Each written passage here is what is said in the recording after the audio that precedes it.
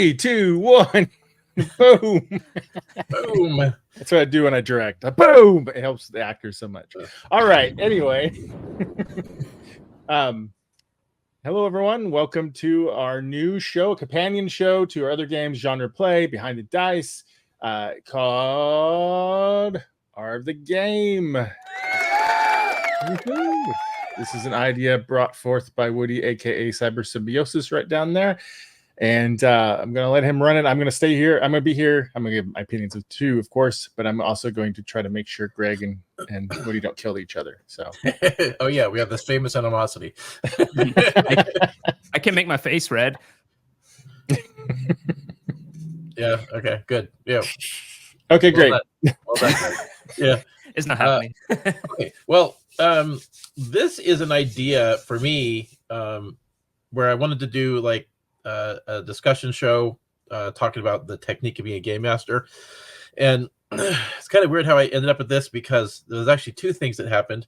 One was I had to hit a point where I was totally done running games, and I kind of felt like the only contribution I might have left would be to write a book, and which I did over that thing that shall not be named. But still, the manuscript needs a lot of editing. But then what was happening was as I put out my RPG, and I'm at cons, and actually, ironically, writing the book and putting all of my knowledge into an order actually fixed me completely, and I'm totally happy continuing to run games again. But which is not what I expected at all, actually.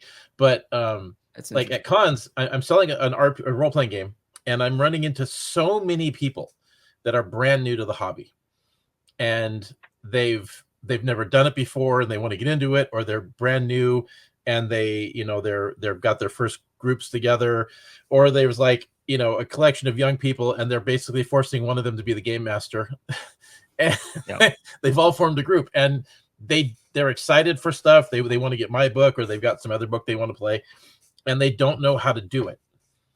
And I remember being young and muddling through and figuring it out as I went, and all the things that I did to get good at it. But there's all this knowledge you accumulate over 30, 40 years, whatever. And I've tried to teach people how to do it, and it just kind of doesn't work. Weird egos get in the way, and people feel offended when they're being corrected or shown things. And I think it's sometimes better to have an environment where you can just take all that and just have a discussion, and people can watch the show and, kind of get out of it what they get out of it, but you're not actually like directly making them wrong, by telling you you actually did do it wrong. And so, I wanted to just start out with an episode where we talk about like just the bare minimum that a person starting out needs to know. And then from there, we can build up other topics. Yeah. But it's like, you're just starting out. What do you actually need to be able to begin? With the minimum barrier of entry. Yep. Sounds good. A good starting point for it all. Should we, since it's the very first episode, should we say a little bit about ourselves or our background as a GM? Probably, yeah. Let's do that. Why don't you go first, Mark? Because you're our host. All right. Well, I'm the founder of Cabbit Crossing Publishing and this YouTube channel of Cabbit Crossing. And I've been, when it comes to gaming, I'm a writer and all that stuff too, creative. But also, I'm been playing the tabletop games since 11 or 12 years of age, I believe. Star Wars was I started with. After a couple years of playing, I became a GM and dabbled in all sorts of games over the years. So, and enjoy tinkering around with rules, homebrewing rules, as I'm sure all of you do. And that's kind of I'm probably the least of that. And of course, here on Genre Play and everything, we get to try different games and stuff. So I enjoy trying different games and seeing what other people's approaches are on rules and different settings. Who wants to go next? I'll go next. Do it.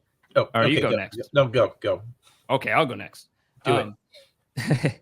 Yeah, I've been playing for. I'm 42 now. I started when I was 14, so whatever the math is there, with second edition, and I actually got into it because of a computer game called Dark Sun. That was an amazing computer game, Shattered Lands, and then the Dark Sun's the system, the world. Shattered Lands is the game, and then yeah, and just been playing a lot. I took a big break at one point, and then getting back into it is when I really started to run games. And that's when, I got all experience for running different types of games. And where this guy over here, I don't know who I'm pointing at. This guy, I think he's Marks. He might be a bit more friendly to rules light. I'm probably more friendly to the more rules heavy, but not like too heavy. And so that's and I am a failed YouTuber. I have like 10 different channels. Don't look them up. Woody's next. You are not a failure. No. No, I didn't say I'm a failure. I'm a great success at life, but YouTube is not part of that. Okay. Well, okay. So I started when I was 13. I'm 50 now. A friend at school basically pressured me into playing Advanced Dungeons and Dragons because he didn't have anyone else to play with, I guess, or something like that. Oh. And but what really got me, like where I got the bug, was when I found the Ninja Turtles RPG at the local hobby store. Sadly, no longer exists, and also the Robotech role-playing game, both by Palladium Books. Because of D&D. Sorry, what was that, Greg? Am I the only one who started because of D&D? You guys started because of Star Wars and Ninja Turtles. Yeah, well, I started because of D&D, but what got me to want to keep doing it was discovering that, like, I was watching the Robotech cartoon on every morning at 7 a.m. and suddenly there's a role-playing game. It's like, I can't get enough of that. And then the Ninja Turtles, of course, which I discovered the RPG before the comics because they were very hard to find back then because they were just coming out. And so, but both of those things were like, once I got those, there was really no turning back. And I've spent the vast majority of my time being behind the shield rather than in front of it. And so usually for lack of anyone, also able to take my place. I mean, like, there was a point in the beginning where other people could have done it, but I was so like into the stories I was telling. But then eventually it's like, nope, there isn't anyone else. It's just me. And I kind of got stuck in that role. Mm-hmm. Yeah, that is interesting because were you guys almost immediately, for Marks was 2 years, for Woody was almost immediately, were DMs, GMs for pretty much all that your whole career? It took me about a year to decide I wanted to actually start doing it. But I didn't actually like really start like learning the rules until I started buying games on my own. I don't know what it is. Just the idea of like telling the story appealed to me. Because I didn't run games. I wasn't a DM or GM until like I was 30. So that's like, I don't know what that is, but a lot after I started. I was a player for much longer. Makes you a noob. You're a noob, Greg. Yeah, I'm a noob. I've only been doing it for 12 years. Yep. You're the rookie. Where we are the hardened veterans. Yeah, veterans. That have fought the wars. See, what's interesting from that viewpoint as well is like, and we'll get to this in future episodes, but like, I think Marks will probably stick with me on this one, is that there's like a different perspective, like, because when you're that young and doing it, when you're dealing with players that don't have maturity. We can have a whole episode on that, but like there's like literally how do you deal with, like, they're your friends, you want to hang out, but yet they're complete a-holes, and there's no respect for the shield, and it's a different experience when you do it when you have mature adults. But it's also interesting that I think that, like, watching, and this is not a criticism, but watch the way my wife plays the game at 50 or 42 or whatever, however it was when we were doing it, but like her behavior was almost identical to the way these kids were behaving back then. And it makes me wonder if your entry into the game, whatever age you're at, that's just how you're going to behave. Oh my God, you're right. That's the same with my wife. Now that you mention it. Yeah. Like she acts just like those kids back in the day, but she's, 50, 48, whatever. And it's like, this is uncanny. Watching this happen. She's just stealing crap, trying to be murder hobo. Like, right, exactly. Yeah. So like my wife literally, she says, "We're gonna kick someone in the balls because you guys are spending too much time talking. We need to get the action." Remember Kat in, was it episode 6, I think, of Call of Cthulhu? it was the first time she's ever played a game at all, and she picked your character's pocket Yeah. and my guy's was violent. loaded, by the way, like equivalent to thousands upon thousands of cash in him. Yeah. And the kid's just like, Yep.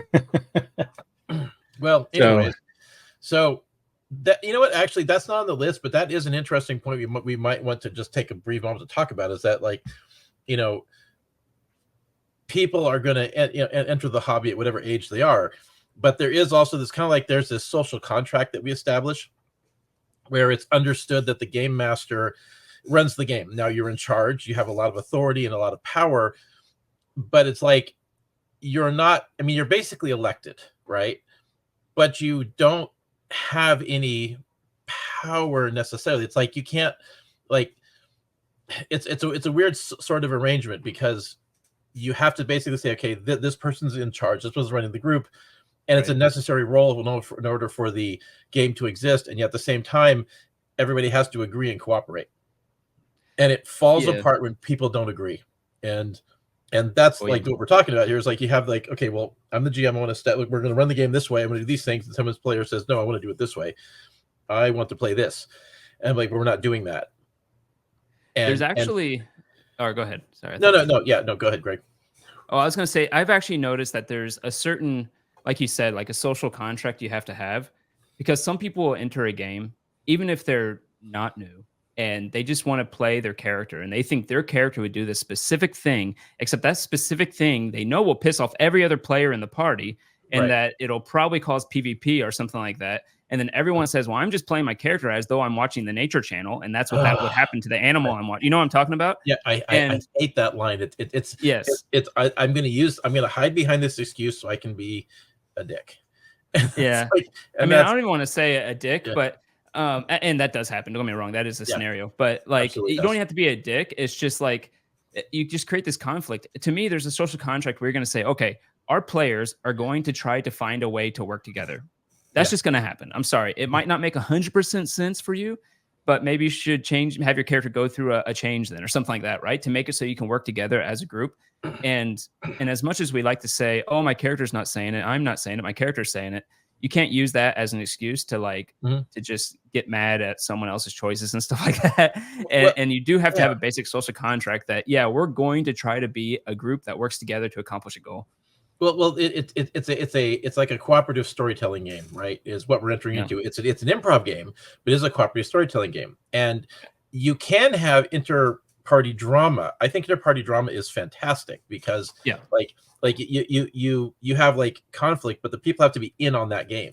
It's kind of like when in our the role when you had your group of actors, love them all, but like when Mark was going, I want to explore the dark side of my character. And in reality, it's interesting watching this, because he's going off and doing these things and dragging the party into this situation where, you granted them a hell of a lot of latitude. In actual fact, there should have been some arrests and like a lot of stuff that didn't happen. And the other party members were just kind of going along with it, and they should not have been. And but they did that actually party unity. I agree, and they did stay unified, and it worked out because he eventually did atone to some degree. And the other thing is, and this is a completely different topic, there are GMs like Woody down here, for instance, that like to world build. Like, I can tell you like to world build to some degree. I'm a GM that does not like to world build. Actually, I actually find it a nuisance, and I'm the type that just tries to get things to somehow be coherent with each other with what I have going. and to me, it's more, I'm much more focused on, like, I'm not saying you're not, but like, to me, what I focus most on rather than world building is like the characters and even the NPCs I like and stuff like that. And so it's, that's another whole topic completely, but that is why I do think in your type of game, they would have had to be dealing with the law. They probably would have become outlaws, which would be an entire thing in itself, right? And whereas in my game, it's like, and you like that. And and I don't think I would dislike that, to be honest. But it's more like I was just so focused on his character journey that I didn't even think of it, to be honest. Yeah. And then when it did come up, I'm like, oh shit, I better think of. And then it's me just trying to like, okay, make it fit like this square peg in a round hole, and somehow I'm gonna make this goddamn fit in the world. Well, you're actually reminding me. There's actually a topic I didn't put on my list for a future episode is the use of consequences as a storytelling technique, because like literally the way you control the player, is a problem is by giving them a nice hefty dose of their own consequences. And it's not necessarily like you're getting arrested. It's literally like, like all the sexy time stuff that, that he was the other. And now I'm so embarrassed. I can't even think of his name right now. I'm so sorry, dude. But like, like you had a dark elf that was basically hooking up with everything with 2 legs. Yeah. And there should have been social consequences to that wouldn't have necessarily got him. Mike. Right. So it's like, to that aspect, there's so much ripe storytelling potential that you were totally letting him get away with, but that isn't what we're talking about tonight. So we're going into the weeds, but but these are good tips. So if you're brand new, pay attention to what we're saying. We're getting more of this later, but yes, consequences is one of the most powerful tools you have in your belt. So I think one of the things I've encountered talking to people at shows is like you run into a lot of people that don't like. There's either they have a group or they don't, right? And there's people that want to play, and like, how do you get a group together? And it's an interesting sort of apathy, because there's more interest than you've ever seen before. And you talk to people, and it's like you cannot look at somebody and go, they wouldn't play. Like there's literally people getting their grandmother into the group, and it's like.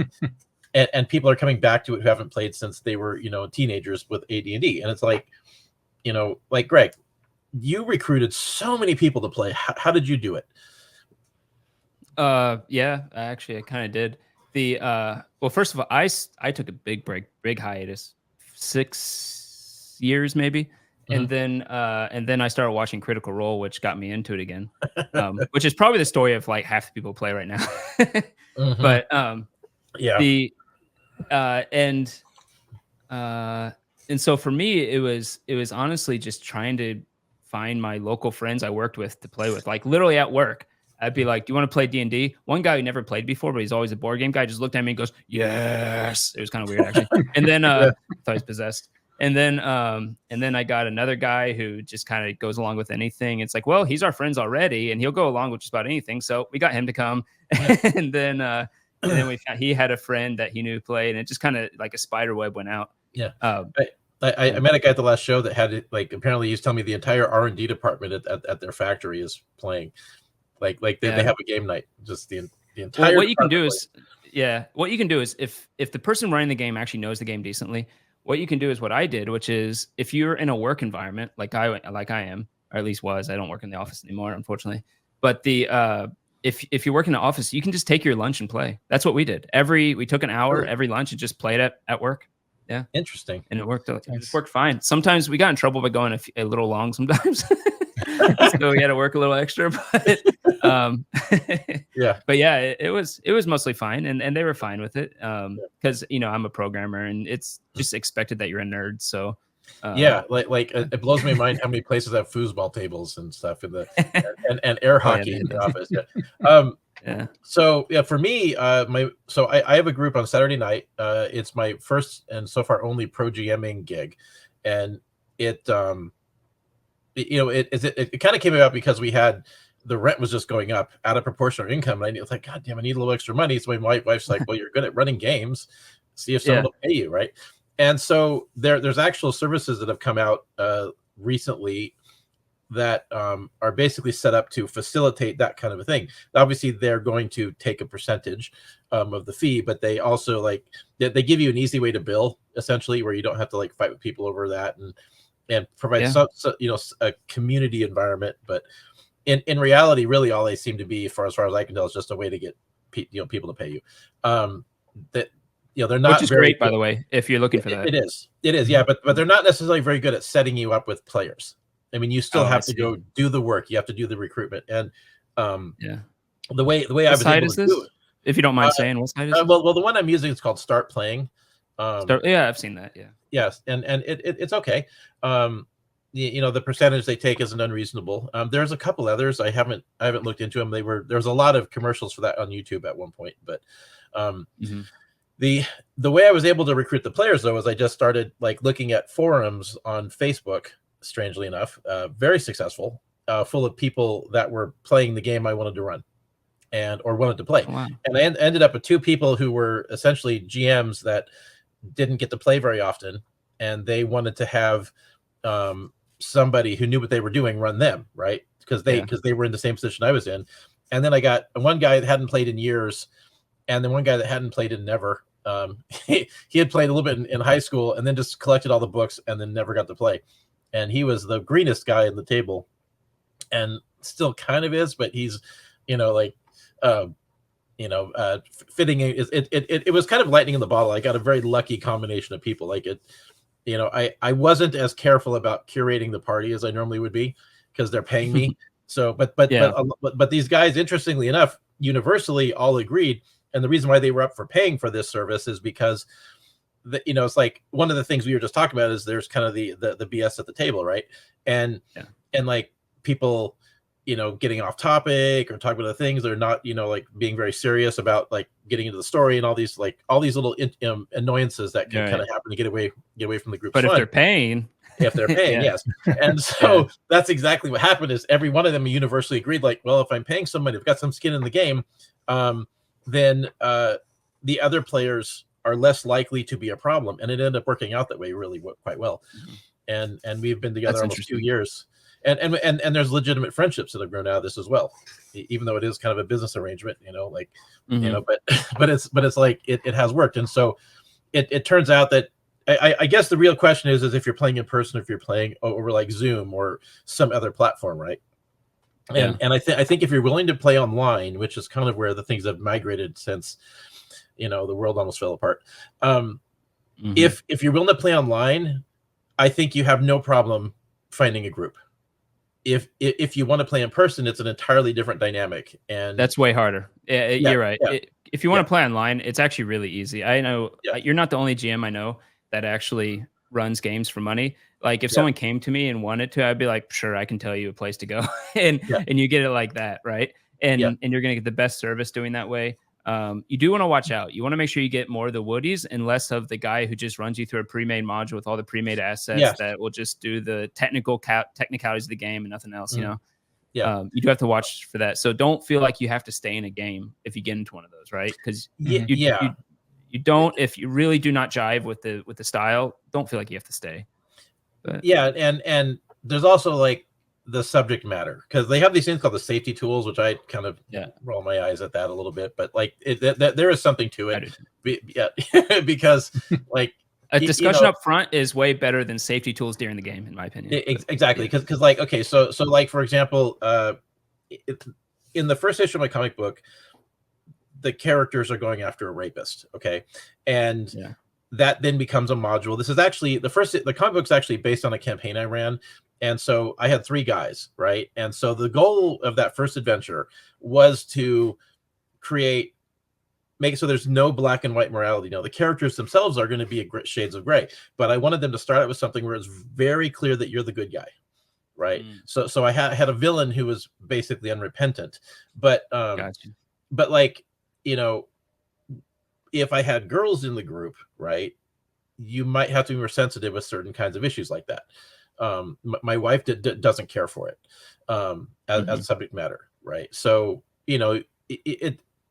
knowing your audience is important, because you're when you're crafting these stories, you're playing to your audience and their expectations, and working within genres and stuff, right? Hey man, see what I did there, Marks? And so so you have to play to your audience and kind of understand what expectations are, and like there's certain lines you don't cross. My wife only plays in person, but if she were to play online, she'd be like she would play that and she'd be like, yes, get him, let's kill him. And that's what you're kind of going for, right? I mean, that's kind of the point. So. We had this storyline in our playtest campaign for the Cyber Symbiosis game where they were trying to track somebody down, and they ended up at the zoo, and they found something else, right? And it was a guy who had had access to a 3D bioprinter and was trying to basically create an elf as a sex doll. So someone's knocking at my door.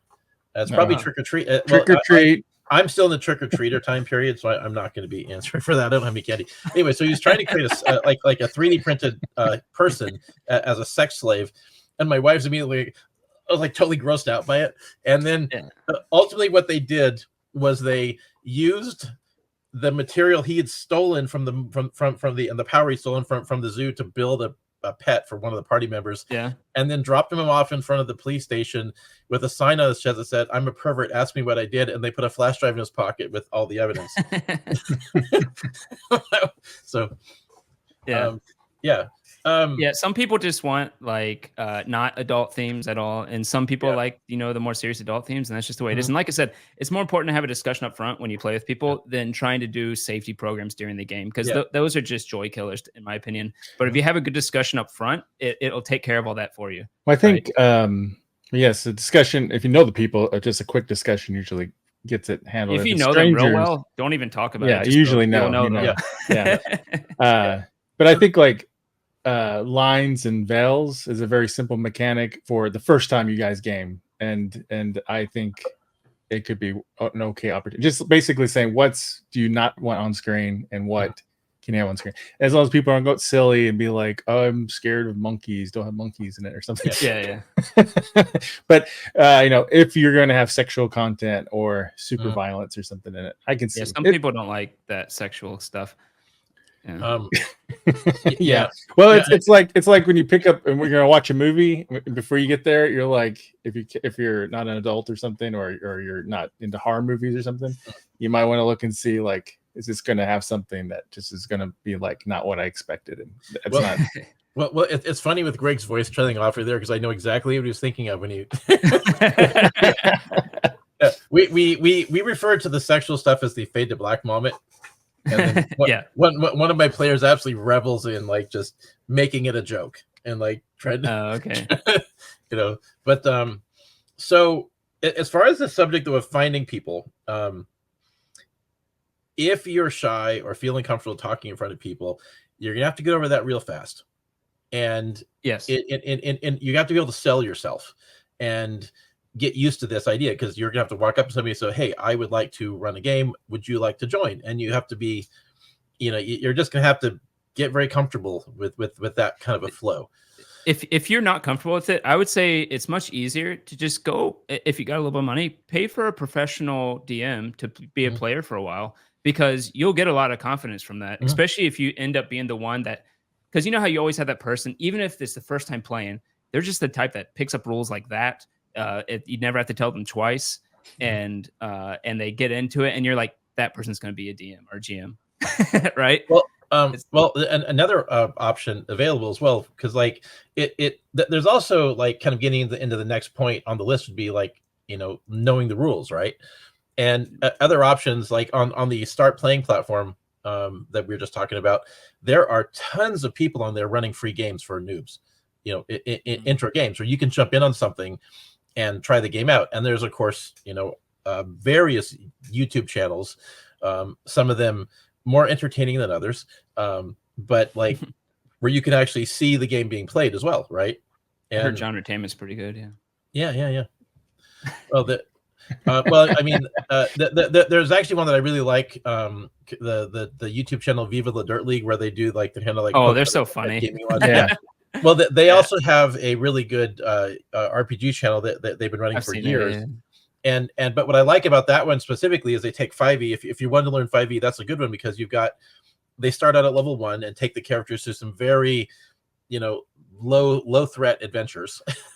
And it's not all comedy either. I remember it being serious here and there. Oh yeah, it gets way serious. It is pretty funny because you got actors basically playing, but like they take the characters through the full range of advancement, and you at the beginning you actually get a pretty example of how 5e runs. And so, if you want to play Call of Cthulhu, Marx has a good series there, and there's for most games you should be able to find something. And actually, now that you mention it, that's exactly what happened to me with Critical Role. I hadn't played 5e ever, and I played 3.5, and then I watched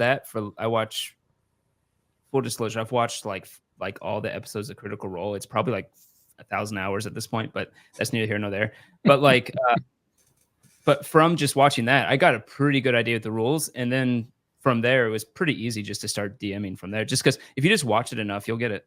I mean, that's a very good point. Yeah. Well, and on the subject of rules, you don't have to know everything to be able to run the game. There's like, if these games are made well, they have like 2 or 3 core mechanics that they basically revolve everything around. If they're more complex than that, that's not the good game for you to be starting with, right? Like, for example, here it is. So here's a game that I have that I adore, Heroes Unlimited, right? By Palladium Books. It's their superhero game. Now, this game is nothing short of excellent in my opinion, but it is a terrible game for a first game master.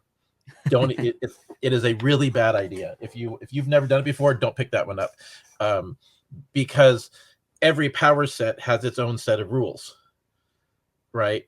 And so it is an advanced level game. But I'm sure we're gonna get comments for this, but I think that's true for like Pathfinder and Starfinder too. Don't pick those up as first games either. Those things are not first games. Or Shadowrun, not Shadowrun. Oh God, no, not Shadowrun. Right, but like it's no mystery why D&D 5e took the top spot from Pathfinder, because it was less complicated, and ironically, Pathfinder, one of his claim to fame is it was less complicated than 3.5 in a lot of ways, before they made it more complicated. But like, but like 5e is very easy to wrap your head around, and like when I put out my book, I didn't like, most RPGs actually have like a few pages at the beginning that explain how role-playing games work, and I didn't have that in my book because I didn't think I needed it, because you have YouTube now. And most people I'm selling the book to are going to already know how to play. That's the whole point, right? But like, you kind of like, you just have to wrap your head around like just 2 or 3 core mechanics that generally apply to most things, like how you handle skill checks, how to combat flow, what's your basic toolbox for resolving unexpected situations, right? Yeah, because in most RPGs, there's a core mechanic that drives 95% of the game, maybe 90% of the game, right? With 5e, it's a DC challenge with a D20 roll where you add a bonus, right? Yeah, and that is 95% of the game. And DC, by the way, for anyone that doesn't know, I call it difficult challenge in the book. Difficulty class, I think, is what it's actually called, but it's the target number you're rolling against to see if you succeed, right? And I think 5e, because it's so popular, is a great one to start off with. But also, there are simpler games for your first time if you want to try out something like Powered by Apocalypse games, like Monster of the Week and stuff. That could be really easy to get started with, and then go from there. 5e is definitely a gateway drug. I mean, that's what it comes down to. It's a gateway drug that leads you to things in different directions, whether it's narrative or rules heavy, whatever. well, back in the day, that is what D&D was. Like, when I was a kid, I'm sure Marks can relate to the statement that people start out playing Dungeons and Dragons because it had the most exposure, most well known. But then after a while, you discover, oh, wait a minute, there's Top Secret, there's Palladiums out there. You've got, Call of Cthulhu. You got GURPS, right? Rollmaster. You got, all these other games, Traveler, right? And so people were often branching out these other things, and it usually kind of fell around like what the game master wanted to try. And there's all these groups out there that all they do is just try different RPGs all the time. Oh, and I think that's an important point, is make sure you're playing, if you're the GM, make sure you're doing a game you like and that you're excited about. Not necessarily because it's only popular. I mean, maybe you won't be able to get people to play it, I guess, but I think if you're excited about it, it will show, and people will give it a try. Yeah, and people really, like, these days don't realize there are other games than Dungeons and Dragons, and Wizards of the Coast is spending a lot of money trying to get you to think that they're the only game in town, but there are literally hundreds and hundreds of RPGs out there, and more than ever. Yeah, though there is one rule that I live by, and I'm curious to see what you feel about it, Greg. But it's so on the subject of the rules, right? So you have, we have these big, thick books. They're full of all this content, and sometimes it can be very hard to find a particular thing. And there's references in funny places. You got this book over here talks about this. This book talks about that.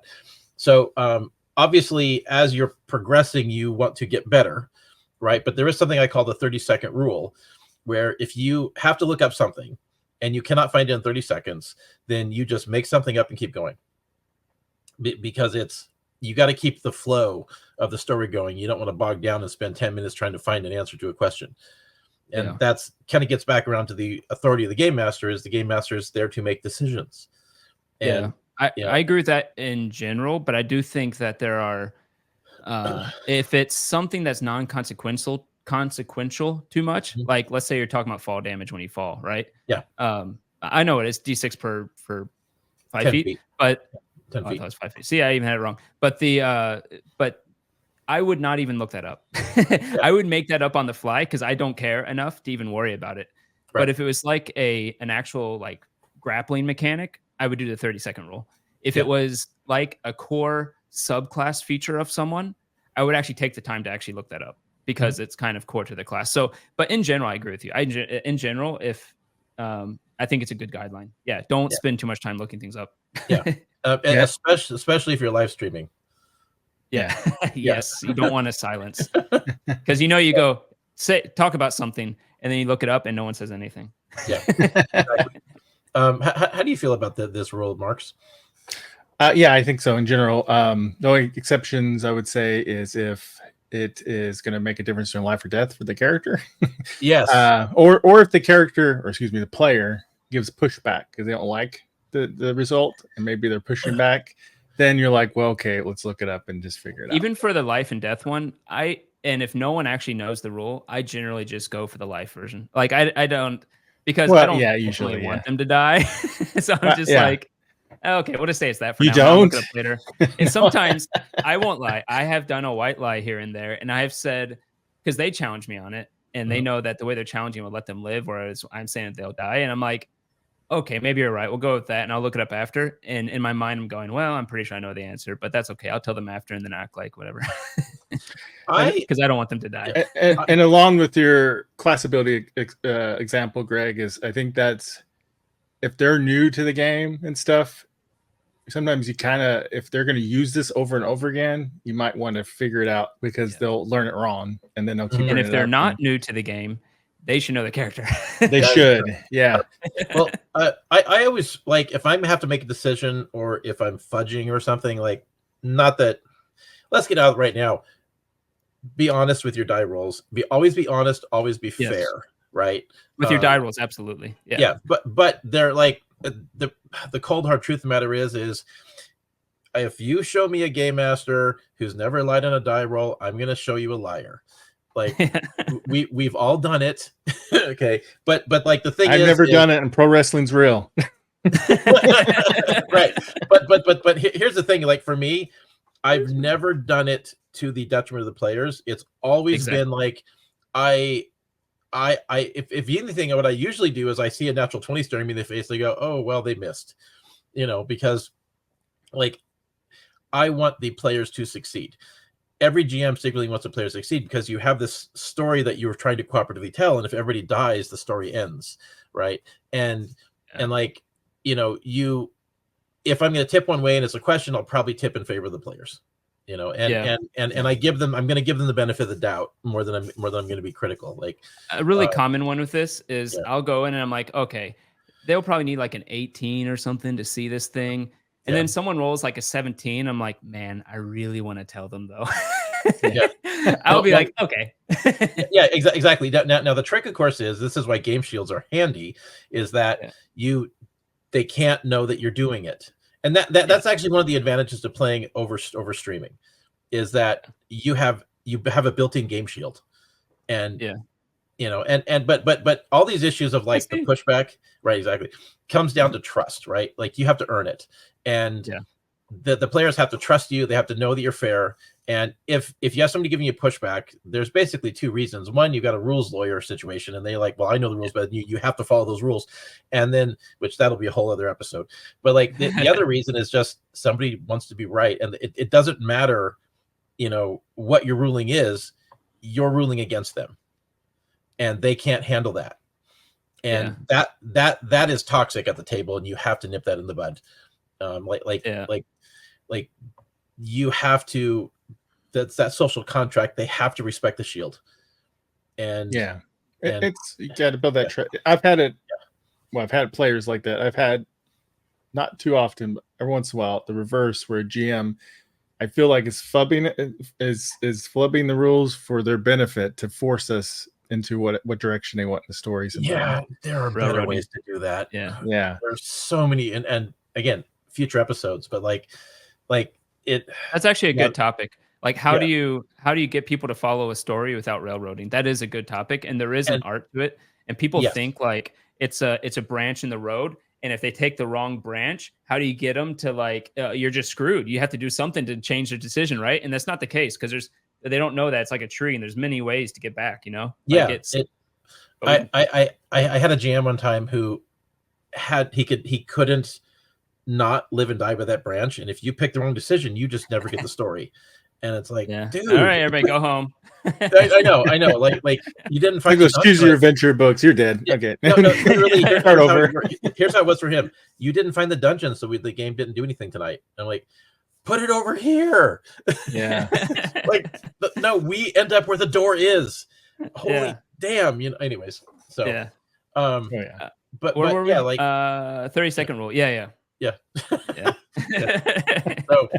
And I generally agree, but I do think there's exceptions, and I think some of those exceptions are you shouldn't even bother looking it up. Just make something up if it's just like how far can you jump or something like that, right? Yeah, but especially with that one. But like, but the thing is that you are going to get better. You're going to see each adventure your proficiency grows, right? Whether you've been doing it for 30 years or 5 minutes, and so like each experience is a learning experience, and you will get better. And you're, in a year, if you keep at it, you will eventually be an expert. Yeah. And I'll say the other thing about it is be benevolent about your players. Like if they really think something, and you're basically contradicting on a rule, you do have the authority just to say, no, we're doing it my way. But many times there's no reason to do that. Just say, okay, we'll do it here for your way. I don't care. And then I'll look it up later. Right. And that's perfectly fine, especially if it's not going to make a big difference anyway, right? You don't have to be right either. Neither party needs to be right. Also, if you have to hold the line, because there are times when you have to, because it can be decisions for sure. Yeah, decisions have consequences, right? And it's like if you're holding that line, like be nice about it. Be their friend. Don't be a dick. Yeah. This discussion reminds me a little bit. I was trying to find it. Like in Monster of the Week, and it's a lot of PBTA games do it. They have like an agenda for the keeper, who's what they call a GM, and the players, or in this case, hunters. And it's actually in there with your moves, so you can always look at it and remind you. And I think it's really useful. I mean, it's to help people get on the same page. So, for example, there's a bunch of principles for the keeper, but one of them is be a fan of the hunters or the players. So I think it's important to remember those kind of things, like you're not against the players, you're a fan of the players, and that kind of stuff. So you should be excited to come to the game every week and run these guys through that adventure. And if the adventure doesn't go the way you think it's going to go, be excited about it, because especially if you're not a paid GM. Like I was actually going to say this, if you're not a paid GM, like, and you're just going with some friends, you're not doing it professionally with people you don't know, but you're getting some friends together, do whatever the hell you want. I mean, honestly, you could want them to go to the Dungeon of Doom, and instead they take a trip to go build a zoo somewhere. You know what? Who the hell cares? Go build a zoo if you think it could be fun. And put a few encounters at that zoo. Yeah, put a few encounters, grab them from what you did in the dungeon, put them there, and and honestly, if it turns out like things don't make sense, or it just becomes silly and everyone's drunk and nothing, like coherence happening, as long as you're having fun, who cares? I mean, I'm not saying that's ever happened with my group here. It sounds very specific here. It is better if people don't drink at the table. People should agree to show up sober. So I feel like Greg I'll actually disagree there. I think being drunk at a table is bad for sure. But a little bit, I don't think it's bad.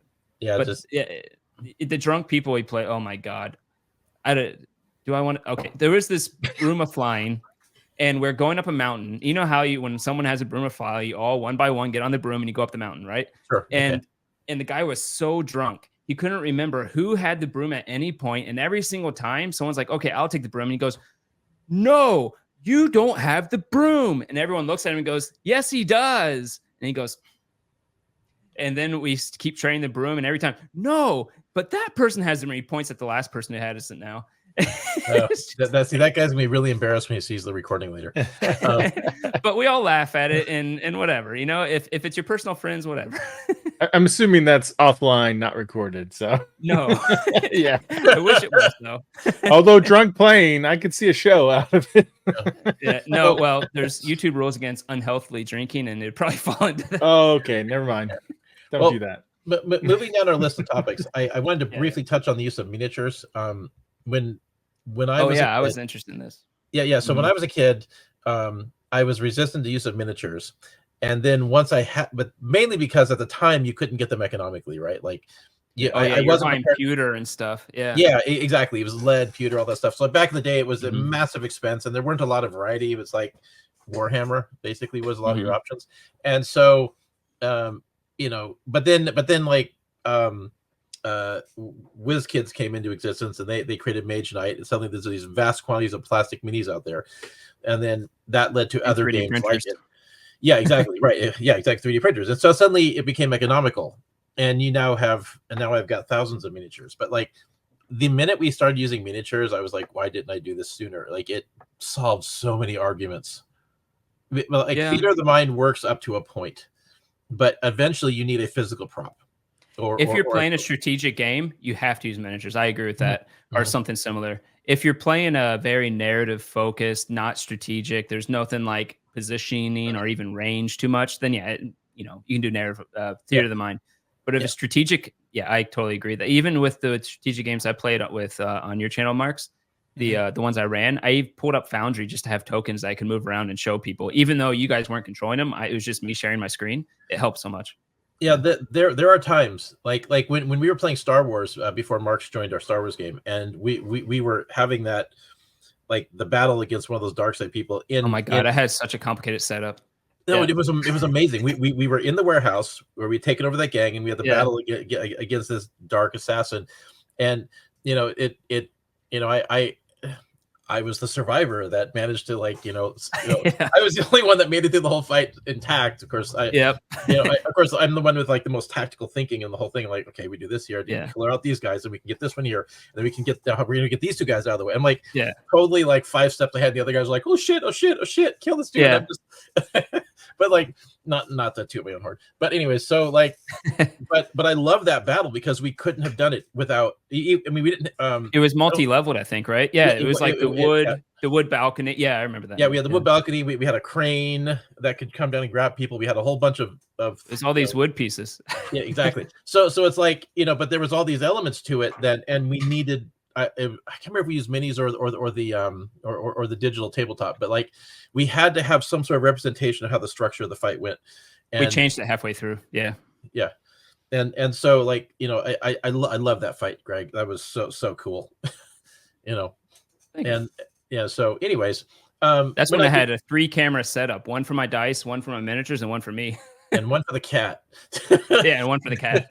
Yeah. But we don't want to get too deep into this. I mean, because it's just like minis are available, they're economical. There's lots of great 3D printers. I'm going to give my friend at Red Shark Minis a plug here because he's been hooking me up with product for shows and some of the minis I use for players. So, he does it professionally, and he's also ethical. He doesn't steal designs from the sculptors. Which is really good. There's a lot of people out there who are doing this, and they're basically ripping off the digital designers. And it's I never did that with mine. I always made sure it was like Hero Forge or something like that. But yeah. So, anyways, so there is another important point. This one's actually probably more important. Real quick on minis though. I would say you don't have to use them, but don't make strategic battles if you don't use them. Like you can make other reasons to play the game, like Vampire the Masquerade, you probably don't need minis because it's not a combat focused game, right? But if it is a strategic game, I completely agree. And a lot of D&D though is going to be, and D&D probably is going to be, or Starfighter. Okay, so you're just trying to hurt me. There's people that swear by Starfinder, Greg. I know you're not one of them, but you know, I was so into it. Maybe you're like I second tried edition. it so much. I should try second edition. Okay, anyways, go on, Woody. Sorry. Okay, so there is a point which actually is, I think, maybe senior to knowing the rules, or is equal to it. You have to keeping everybody engaged, right? Like as a game master, it's kind of like being the first guy on the call sheet. You're setting the tone, right? But you also have to make sure that everybody has a chance to participate. And so you're going to find situations where there's somebody who's got the loudest voice at the table, or it's usually me. Or people like they want to be grandstanders, or people talk over each other, right? And that's particularly a problem when you're doing a stream game. Oh yes. Yeah, especially a problem because like sometimes the camera, the thing can only pick up one person at a time, or it's very easy for somebody like the least assertive person at the table to kind of get drowned out.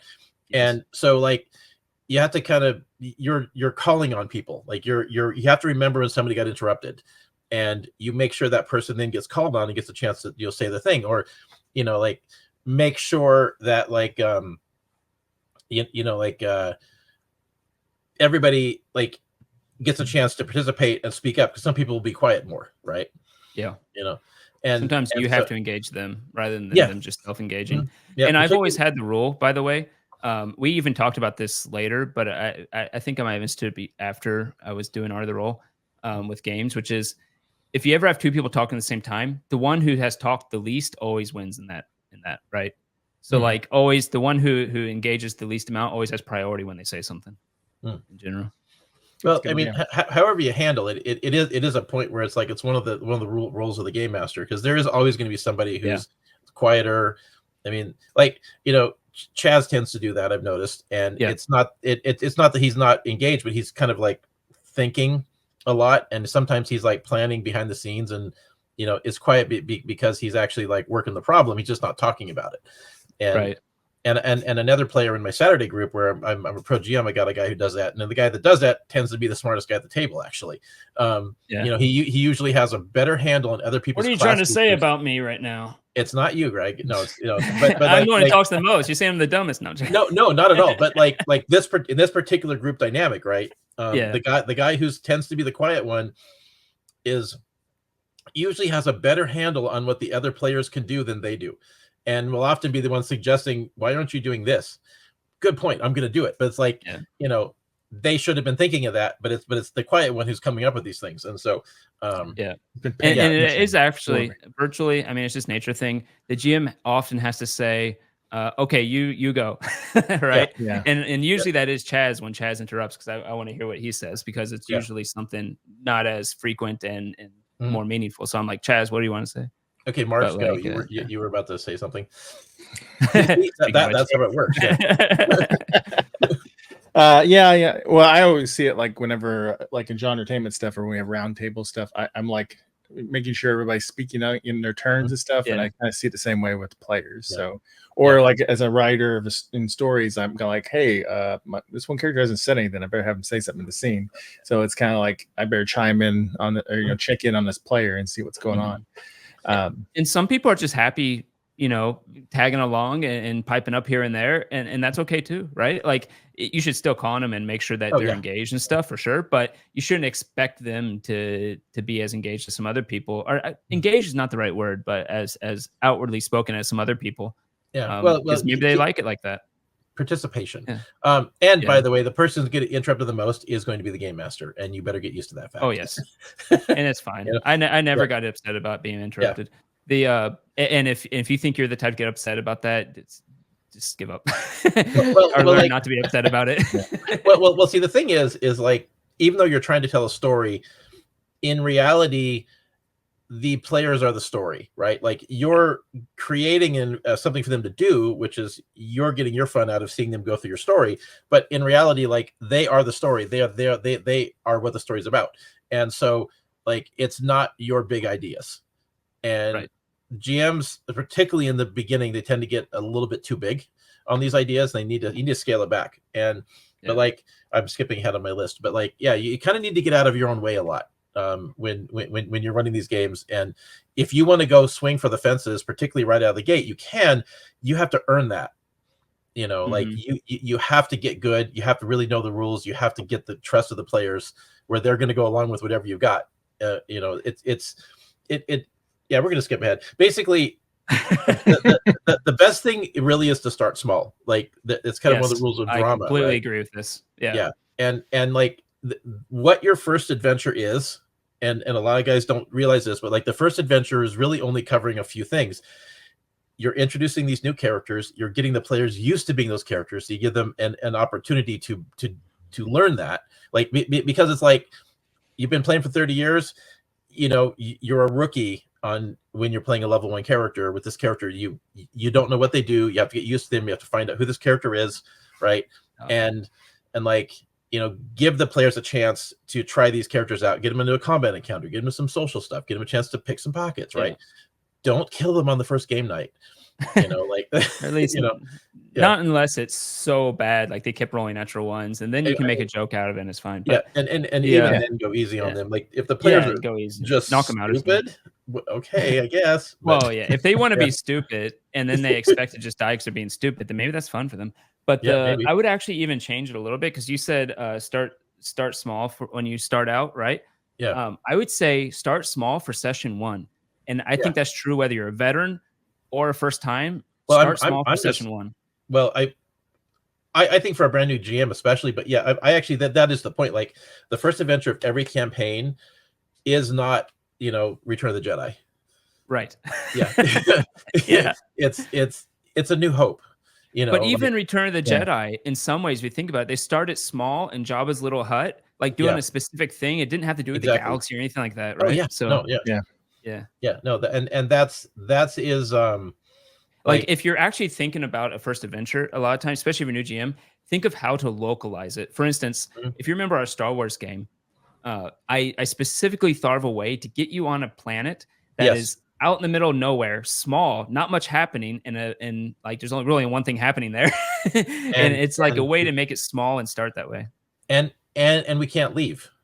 And you can't leave, right? Yeah, and you can't leave. Yeah. So you have to get invested. Like, and that's the thing is like the first adventure should not really be getting into the big overarching story. And in fact, in actuality, it's better to not have an overarching story. Now, with our Star Wars game, you had a campaign you wrote, so we knew we were playing a module, right? But like in reality, you don't have to have a plan. And what the plan will sort itself out. That's true. It will evolve, like because no matter what you think is going to happen, it's never going to end the way you think it will. And like, you know, you don't know, you just don't know what's going to happen. And that's part of why these easy games are great. And so like what you do is you create a little adventure and you get people going, get something that can springboard into something else. And they have a clear goal, and then lots of hand gestures here. And then I do it too. Yeah. And then and then that leads into other things. But as they go, you'll have ideas and you know, like, and one thing you won't expect is your character backstories will probably give you a story without even trying. Yes. Right. Like don't ignore the backstories. Make sure you integrate them into the story. And in fact, I don't think I've ever played a campaign, pre-made or not pre-made, where I didn't just have the backstories take over completely for the campaign. They always end up that way. Like even you guys, I did not have an overarching story, actually, believe it or not. It probably may seem like that sometimes, but my first story was just that you had to fight with that person who you went with to that planet. That was it. That was my entire story. And then one of your backstories had to do with a battle that happened somewhere that led to Yavin 4. And I'm like, oh, what happened on Yavin 4? Oh my God, all this stuff happened here. Oh, who's this XR Kun? Oh, this is interesting. Who did he get that from? Oh, a Dundon. Oh my God. Well, I mean, you say that, but I seem to recall, you know, talking to the fellow who had the flaying knife from your Starfinder campaign, and he's like, oh, that we didn't get off the planet that fast. You know, he was like, you know, comparing his version of it to ours. But so yes, I guess the main takeaway thing that I want new GMs to know, and probably the more experienced ones too, is like the story will sort itself out. It really will. Believe it or not, it will evolve, and it will come into existence organically, and it will be based upon an integration of so many factors, and quite frankly has a lot to do with the fact that like you can't even predict that the big bad that you've put out there is actually even going to survive, you know. Yeah. And the players may not even want to engage with what you think the storyline is, and that's okay, you know. And if you really want to, if you're really stuck on what to do, just get people to give you backstories, because that will often give you at least a thinking process, you know. Mm-hmm, mm-hmm. Totally. Which is funny because I didn't give you one on that Star Wars campaign. Okay, so that's true. Yeah, didn't even realize. Yeah, he seemed like he had a backstory. I did. I just never wrote it down. Okay. So I'm gonna throw my friend Keenan under the bus a little bit, but like I was sitting at, it's okay, he knows. So anyways, I got invited to join his first campaign ever halfway through, and I'm sitting there watching these guys, and I'm just like watching them play Pathfinder, and I'm looking at my cousin Aaron, who's the most experienced player at the table, and I'm like, what the F you doing, man? You know, just like this group of people he pulled together, and it's like they're not behaving like gamers. And I absolutely needed to throw a grenade into this. But like the biggest mistake I saw Keenan doing is he wasn't keeping his secrets as a game master at all. He was revealing everything. And I'm like, oh my God. And I had to take him aside and go, dude, yeah, so there's a thing you need to know. You know, and we had a long talk about like technique, because he'd never done it. He's an amazing storyteller, could capture like presentation as good as, I mean, he's basically, when it comes to presentation, he's a Matt Mercer, right? But like no, like the technique was not like certain aspects of technique. He just, how would he know, right? And one of them, and like when you're doing this, you're going to want to talk about your ideas. You're going to need a sounding board, and it cannot be your players. Like your best friend may be sitting in front of you, and you want to talk about what you're going to do, and you cannot, and it's going to eat you up. You know, you have to find somebody else to talk to. I have the same problem, by the way. Yeah. I'll often give way too much information too quickly sometimes. And instead of like stringing it out, like I sometimes, one time that happened, my player was like, really? You're telling me all that right now? I was like, yeah. And then you meet this guy in the bar who's secretly a villain, and well, like because it's like, such a draw. You want them to find out. You're like, take it from me. And sometimes they will never find the thing that you've got, and that hurts. Yeah. But you can always tell them after. Well, this is gonna be a whole episode, but the reason why this is important, like, is because like it's the mystery that is pulling them in, and it's not, we're not saying Scooby Doo, who done it, but we're saying like, I don't know what's on the other side of that door, right? And the mystery is what makes it fun, is not knowing what's going to happen. And that's what makes it fun for the game master, because you don't know how that night is going to end, right? Like you mean it's not predetermined? No, because like you're part of a group, Greg, right? As a game master, you are, let's say you've got 4 players, you're only 1/5 of this process. Now you have the biggest vote. You get 2 votes, they only get 1, right? Right. But they still outvote you. Right. Yeah. And so it's like you only have so much power and so much control over what happens, because it's a cooperative process. And if you deprive them of the mystery and take that away from your players, you are taking away their fun. And that's the fastest way to disintegrate your group. Like because that is what the mystery is, is why it's enticing. That's what keeps them coming back to the table, is they want to know how the story ends. They want to know what's coming up next. I guess I agree if you take mystery to be not just like a traditional mystery, which is an absolutely good way to pull people in, but a mystery in the sense of you don't know what's going to happen. Like, even if you know the entire story, you now know who the big baddie is. You still don't know what's going to happen when you get there and face them. Right. And like, if that's what you mean, then I agree. But if I don't think it needs to be like a traditional mystery or anything like that. Oh, no. We're not talking about a whodunit. We are talking about like I have this D20. I throw that D20 down. It's the ultimate equalizer. Everybody has the same standard, but I don't know what this is going to result in, you know? Yeah. Oh, yeah. And here's a pro tip. Don't go for headshots against your players, ever. Because sooner or later, you're going to get that natural 20. Oh. Yeah. Can you give an example of that? What do you mean by like a headshot? Well, like, I mean, every I once guess in a while, you're like, actual headshot. Because you're trying to create the threat, right? And you're like, the enemy's going for the headshot. Is this the Russian roulette version? No. I am speaking from hard experience, okay? I just killed the player, this character, who should have I should have beat on them till they, and they could have beat this bad guy easily. And the bad guy just got a natural 20 and they took their head off. It's like, well, shit. You're saying don't give an enemy a Vorpal sword. Yeah, exactly. Now, at the same token, if a player is going to constantly go, I want to do every shot as a headshot. Okay, fine. The enemy will too. Yeah. Yeah.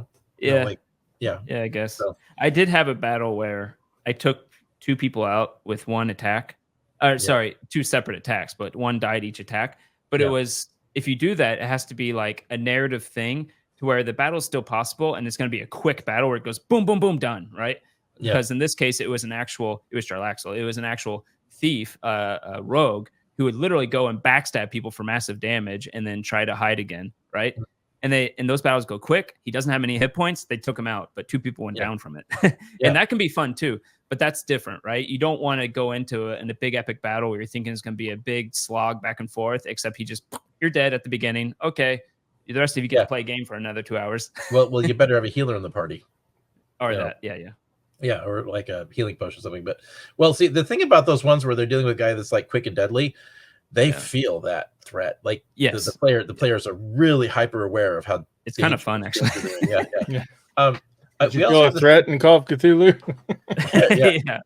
So I also talked about something that actually should have been up with the minis, but like there's the issue of like kind of extending off the minis thing, like maps, props, artwork, things like that. Like when you're dealing with RPGs, particularly with Theater of the Mind, there's a lot of significance, a lot of mental aspect, and it's like sometimes it's hard for people to put that all together, like what these words mean, right?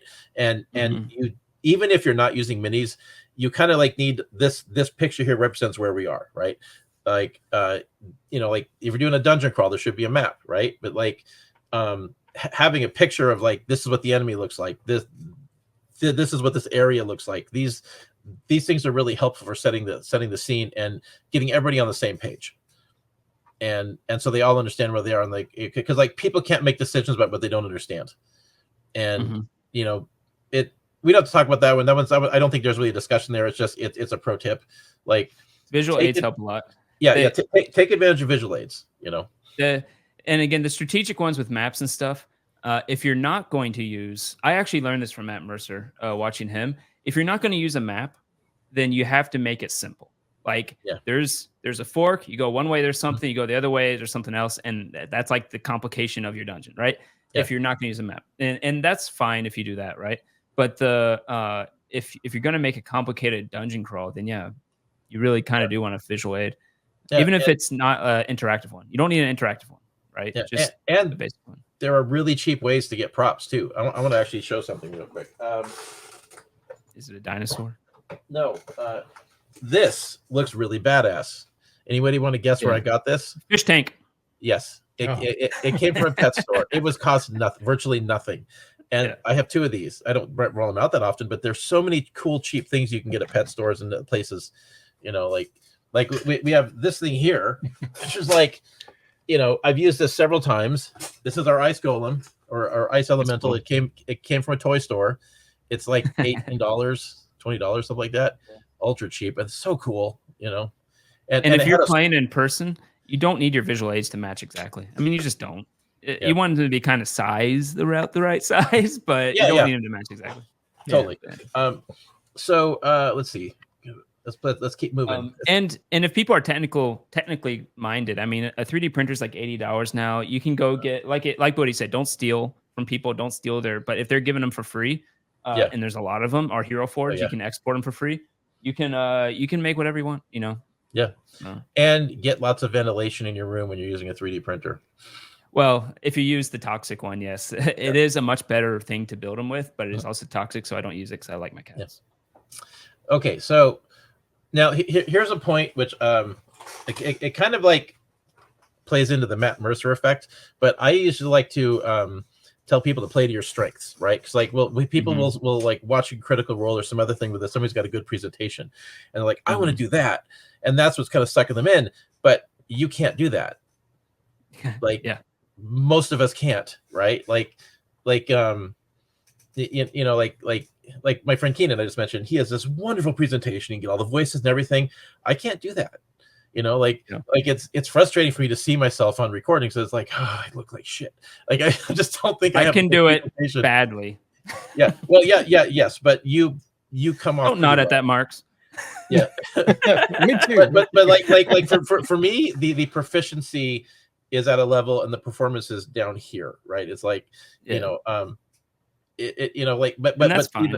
yeah, but Yeah. the thing is, the performance art aspect of it only matters if you're in a live stream.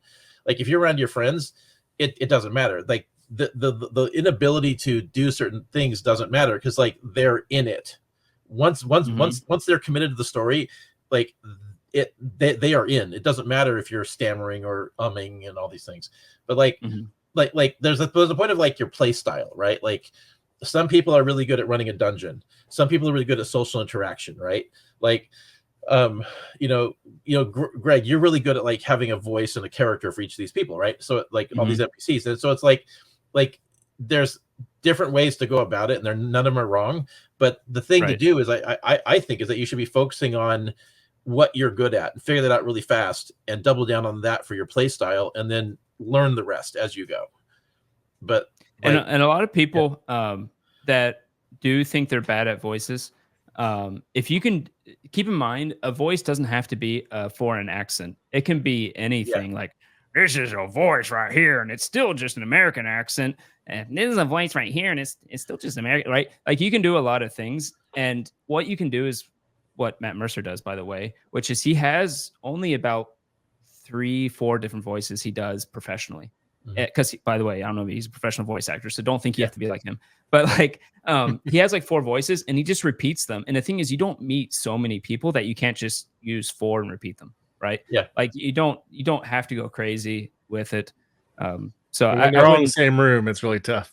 Yeah. Well, I mean, like look at John Byrne, one of the greatest comic artists to ever walk the earth, can only draw like 5 faces. I mean, it's no different.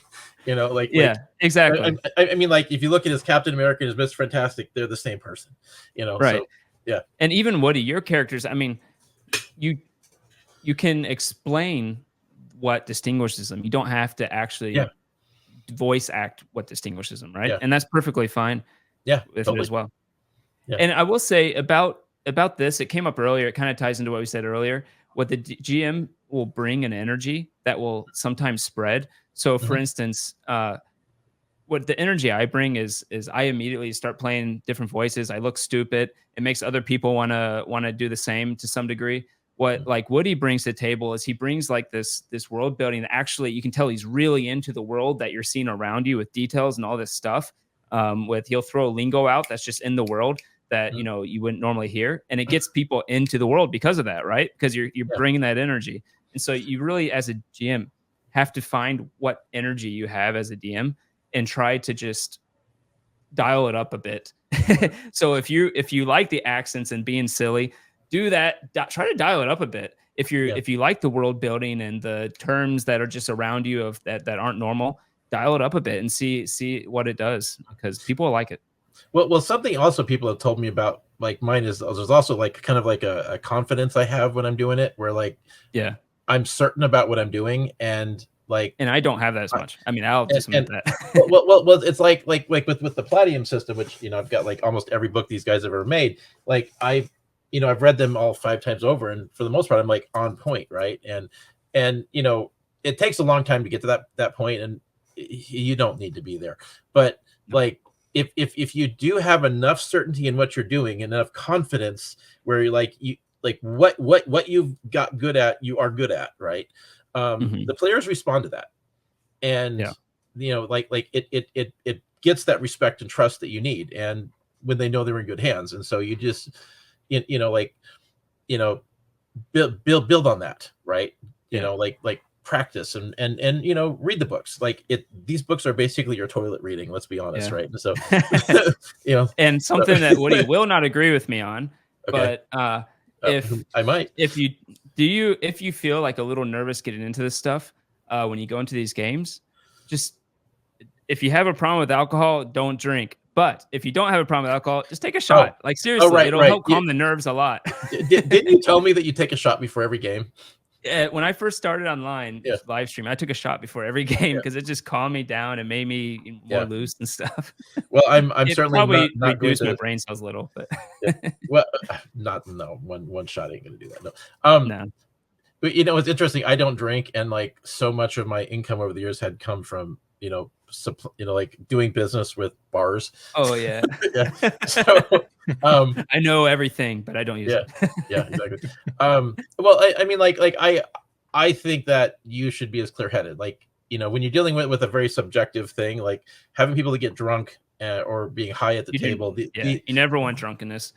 Yeah. These things are very detrimental to to being able to run the game, because there's a point like, yeah, okay, the guy's just being fun, but if he keeps drinking, there's definitely a point you can cross that line, and suddenly this guy goes from being the fun guy at the table to not being able to even participate. He's totally lost it. I don't know how many times some of the players got so drunk we just ended up arguing about politics for 2 hours, and then we all went home. But you have to keep in mind the shared immersion of the story, and if you start getting drunk and stuff, you forget what's happened. You're not seeing and stuff. And there is kind of like a side to that one too, which it had been difficult for us at times where, like, so my wife has played with a bunch, but we also have a good relationship and everything was fine, right? And my wife kind of rubs this in my face, but like the first time she played with us, I can't remember what she was playing, but I was playing a merfolk, and so she decides that she wants to start hitting on me in the game. Like, I'm gonna hit on my a fiance at the time, and I'm like, and you threw a red card, right?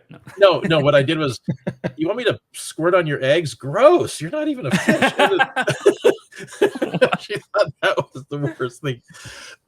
but like, there are times, however, when like interpersonal relationships are a problem. Like sometimes you have situations where you've got a boyfriend girlfriend situation and they're having a little problem, and they bring the problem to the table, and this is the awkward one where the GM will have to be the one that it is basically the one that has to handle this situation. I've never had to deal with this, thank God. I have. and it's, I did in high school a little bit. Well, the awkward point about it is you're now in a time that's everybody else's time, right? Yes. And I understand you guys have this upset, but don't come then, right? Like it's when we need to be respectful of our friends' situations, be supportive. At the same time, everybody's come together to play this game, and now you are bringing your problems and now impinging on this entire group of people, and it's I mean, like, sometimes it's better to not have both people in a relationship in the group, and that's something that we can't really put a ruling on. It has to be decided on a case-by-case basis, because with me and my wife it's cool, but like there have been other situations where it wasn't cool. And so it's like you just have to make your your judgment call of what's right for your group, but you still have to, like, when it happens, just like having a disruptive player, sooner or later somebody's got to step up and say something, and they will always look to the game master to be the one to do it. Yeah. And ultimately, you don't have to play with them. I mean, that's true. You do have to some degree, and this is going to sound pompous, you do have to some degree think, if you're a DM or GM, you are giving a gift to your friends for the sake of having fun. And they have to respect that to some degree. They're just making a character and coming to the game. The DM is spending probably as many hours as you play prepping for that game, at least, right? And it's going to piss you off when you find out how much prep time I actually do. I don't prep much time either, to be honest, but new players tend to over prep, which I don't think is necessarily bad, as long as you learn later that you need to cut it down a little bit, probably for your sanity. But like, but even then, like, especially a new DM, they're given a gift of them spending a whole lot of time to try to get this going. And so if you're rude to that by bringing your own personal problems, you should expect nothing more than to be kicked out until you fix your problems and come back later. I mean, honestly. Well, it's like the time, like, okay, so like you show up at the table, you came to the group, but your mom just passed away, and your friends are going to rally together and be there for you, right? And sometimes what you need is to be at the table and slay some goblins or orcs. Yep. And that's what you need in that moment, and that's what your friends are going to give you. But sometimes you need to just sit and talk, and maybe that's what your night is, right? But if somebody's bringing something else to the table, then they need to it's not the place for it. But again, it's like you have to every situation like that's like unique. Well, so I like the name for GM that like the default one that Powered by Apocalypse uses, where it's called like the MC, the Master Ceremonies. So to me, it seems like you're putting together like a house, like a party or ceremony, party, and it's like your house party. People come over, and like if you're a boyfriend girlfriend, you're in a fight or something, you're not going to like start arguing at the party. That would be very rude to the host, right? So I feel like it's a similar social contract kind of thing. Yeah. And it's good to kind of know these things in advance too. By the way, I can't remember which one it was, but one of the RPGs from way back in the day had the General Operations Director. That was the Game Master title. Oh yeah. yeah. I wonder what game that was. Yeah. What was the title in Paranoia? I think it was something funny. I can't remember. Oh, I'm sure Paranoia was hilarious. Okay, so so moving on to the next topic on the discussion. Now there is one that I think I give this advice out all the time, but like when you're brand new and you've never done it before, I think the first thing you should be doing is, instead of like inventing your own adventure, if you can, great. But I think using a module is very smart. Because there's three things that you need to be doing. You're keeping track of the players and their bullshit. You're keeping track of the rules. You keep track of the story. And that's a lot, particularly when you've never done it before or very new. And so if you can take one of those things out of the equation, you have just taken a huge amount of work off your shoulders. Right. And like, if all you're doing is following a script and you just have to keep, the story going, that's a lot easier than trying to improv it and learn that skill. And particularly with modules is good because in general, when the players know that we're playing a module, they are 100% more likely to stick to the story and not go rogue. And even then, I would say, if you're going to do a module, don't do like one of the big book modules. Do a module that you can get online that's going to be like 10 to 20 pages long, like something like that, right? Because those are much easier to start. And it kind of goes back to what you said about starting small. Even if you want to make your own thing, make it in a town, in middle of nowhere, population 50 people, something happens there and they have to deal with it. And that's really easy to kind of bootstrap your own little adventure some way. And then you can expand out as they move away and stuff, right? If you're trying Pathfinder, particularly Pathfinder 1, play Weeby Goblins. That is a good starting one. Oh, really? Have you guys ever played that? No, I think I heard about it. Where everyone plays a goblin, right? Yeah. It was their free RPG Day adventure. Everybody plays a goblin. You start out with a goblin party. They send you on a quest into the swamp to find a wrecked pirate ship and retrieve the fireworks. That's the entire plot. It is so much fun, but most games have those sorts of things. Like with my game, we've actually put a level 1 starting adventure on the website. You can get for free. And it's got pre-gen characters, so you don't have to make characters. It's got every NPC you're going to need. The whole thing is right there, and it's like it's a complete package. And most, thank you. But it's starting adventures should have these things. It should be possible to sit down and play, and you don't have to worry about creating a character. And it makes it easy for everybody's got a barrier of entry that's very low. The whole party can get into it, and then once they've kind of got their feet wet, then they can go back and make a character perhaps. But I tell every single new GM that I talk to at a show, start with modules. Like it's going to make it so much easier for you. Yeah, I like them for when trying out a new game system because I don't always know how the game's supposed to work. Like I would default to a D&D format, but that doesn't always work for certain games. So sometimes trying out a module gets me a better idea. So that's a good idea too. But yeah, the modules are. I would also try to stick, like I said, to a smaller module because like Waterdeep can get pretty complicated. Dragon Heist, Waterdeep, and stuff like that. Well, I mean, it should be something simple. Like rescue the princess, steal a little heist, going into a dungeon, like something, exactly. Killing the Frog King or whatever, right? It's like, and if you're worried about where to take it after that, like I said before, just ask your character after like the first session. You don't have to do it at the beginning, just after the first session, after they play their characters a little bit, be like, okay, now can you give me a backstory for your character? Right. Mm-hmm. And from there, you'll probably almost immediately know where to take it after that. Or I'll tell you where it goes after that. They have to get back to town with the treasure, and that could be a whole other adventure by itself. Yeah, Yeah, for sure. yeah, totally. So I had this thing. My next item was nobody knows how it will turn out, but I've already covered that, so we can just get past that one. But that is. But I guess it's worth mentioning again because like that is. I say that this is a band you need to rip off pretty early, and it is because like again like the GMs usually have really big ideas and they're unattainable when you're brand new to this. And it's like it's way better just kind of let it roll, and the story will figure itself out.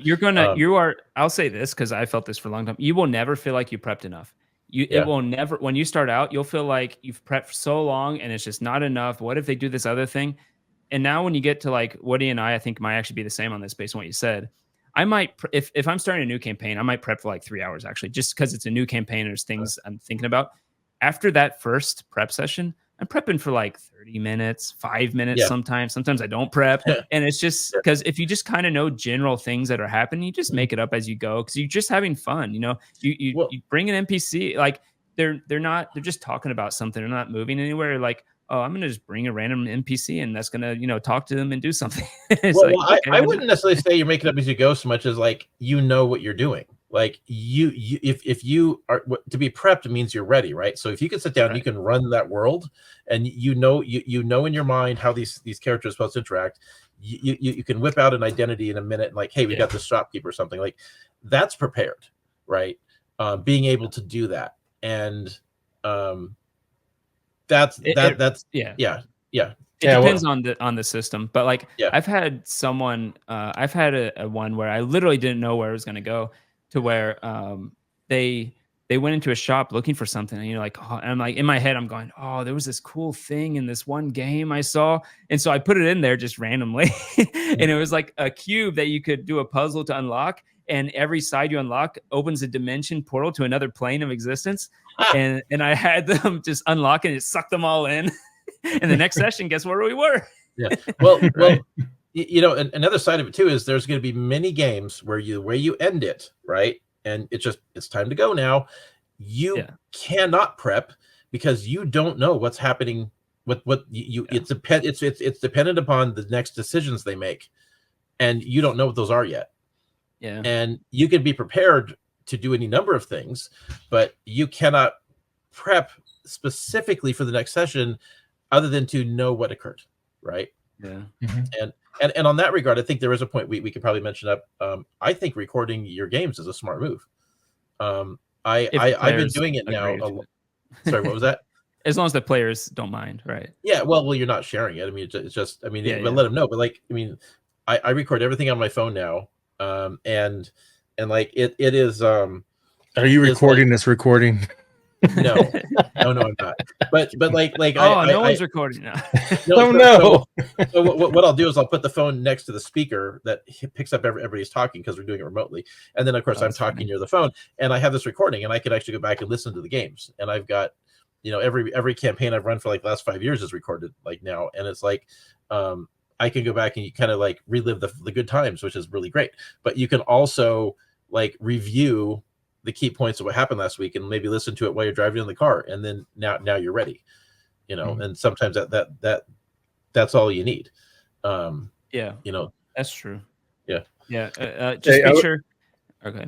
And I would add, not knowing how it would turn out is a strength, not a weakness. Or some people might when they first started. Oh yeah, well that's one of the things. It's much more exciting for you as a GM to not know. Yeah. That's the great surprise whenever the players take it in new directions. And one of the biggest things as a GM you need, by the way, is a piece of paper and a pencil or something digital, because you should be taking probably as many notes as your players sometimes. Yes. Because it's like, I introduced this NPC. I better remember their name.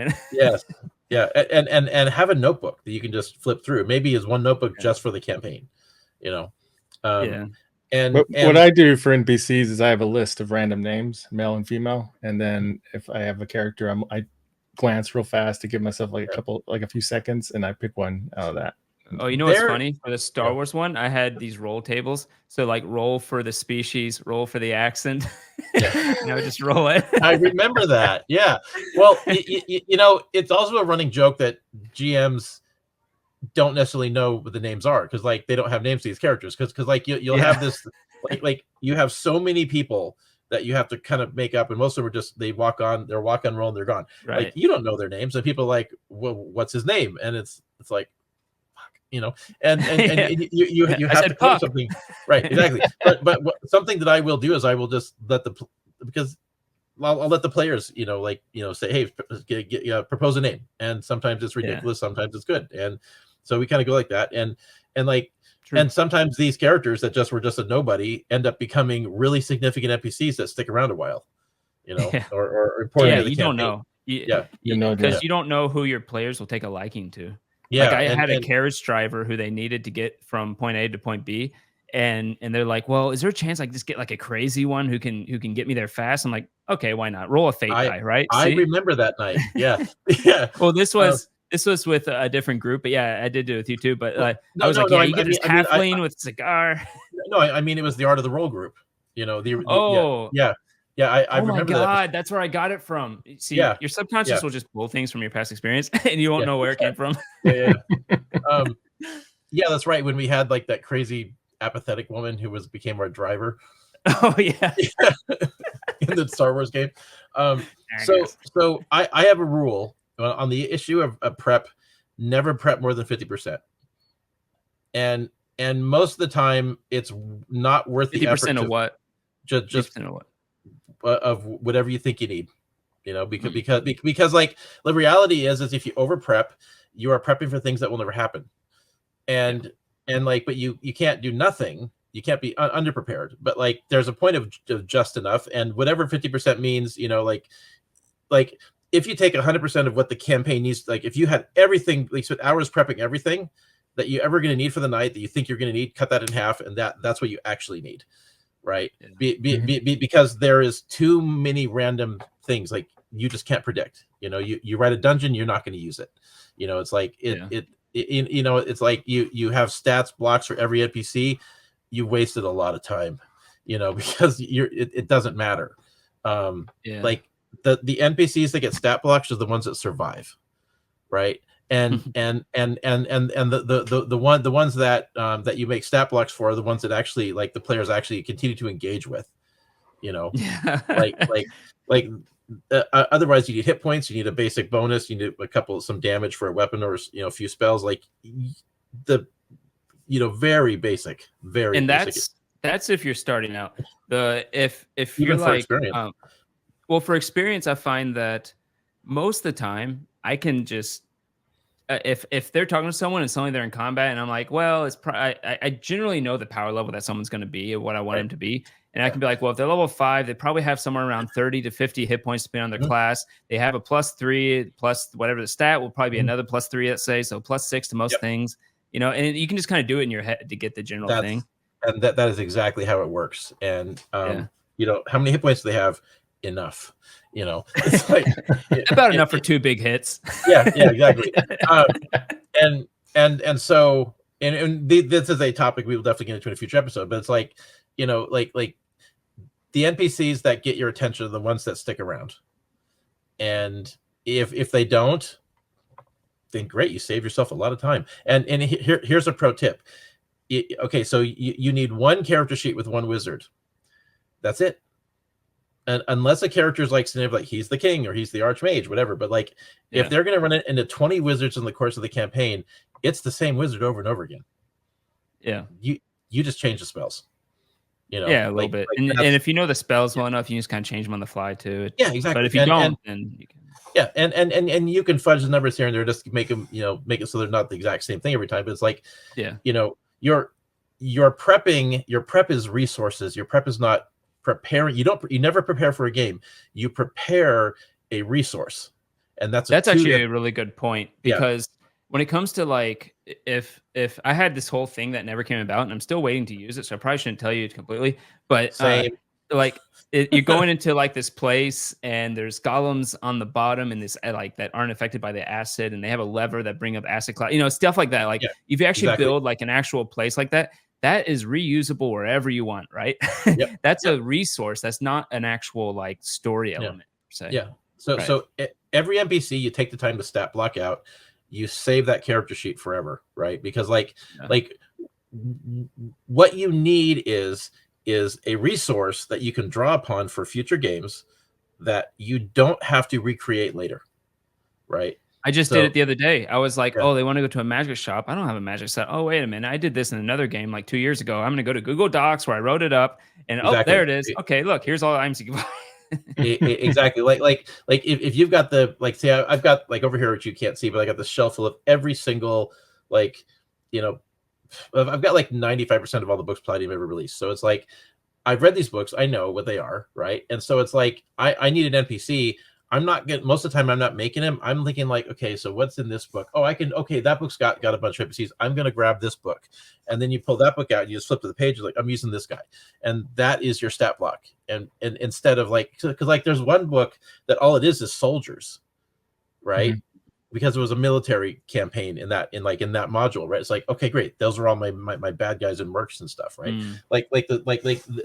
This game has 3 different books that are just full of superheroes and supervillains, right? Like that's fantastic, right? That's I honestly I don't know why Palladium did. I mean, it's basically like having a monster manual, but a lot of different specific ones. Yeah. Yeah. I mean, like there's an NPC codex up on my shelf here for Pathfinder 1. What a good book. I'm making one of those for my game. You know, it's like and so it's like that's a resource. That's what you need, is that kind of a resource, you know, so you don't, you know, so you want to make your life as easy as possible because it's not a second job. Yeah. So and people won't know how much you prep. Yeah, and they will never they will never appreciate it either. And they will never appreciate it. Yeah. Yeah, and some of these people are utterly unappreciative, just like I had one of the most depressing. I made this whole long campaign in Neverwinter, going through all these different things, going through these gang relationships and stuff. And I prepped so much because I was like, finally, they're going to get to a new element. I'm going to prep everything up front. And we stopped playing that game. Yeah. Like right then. I have a Star Wars campaign I've tried to run 3 times.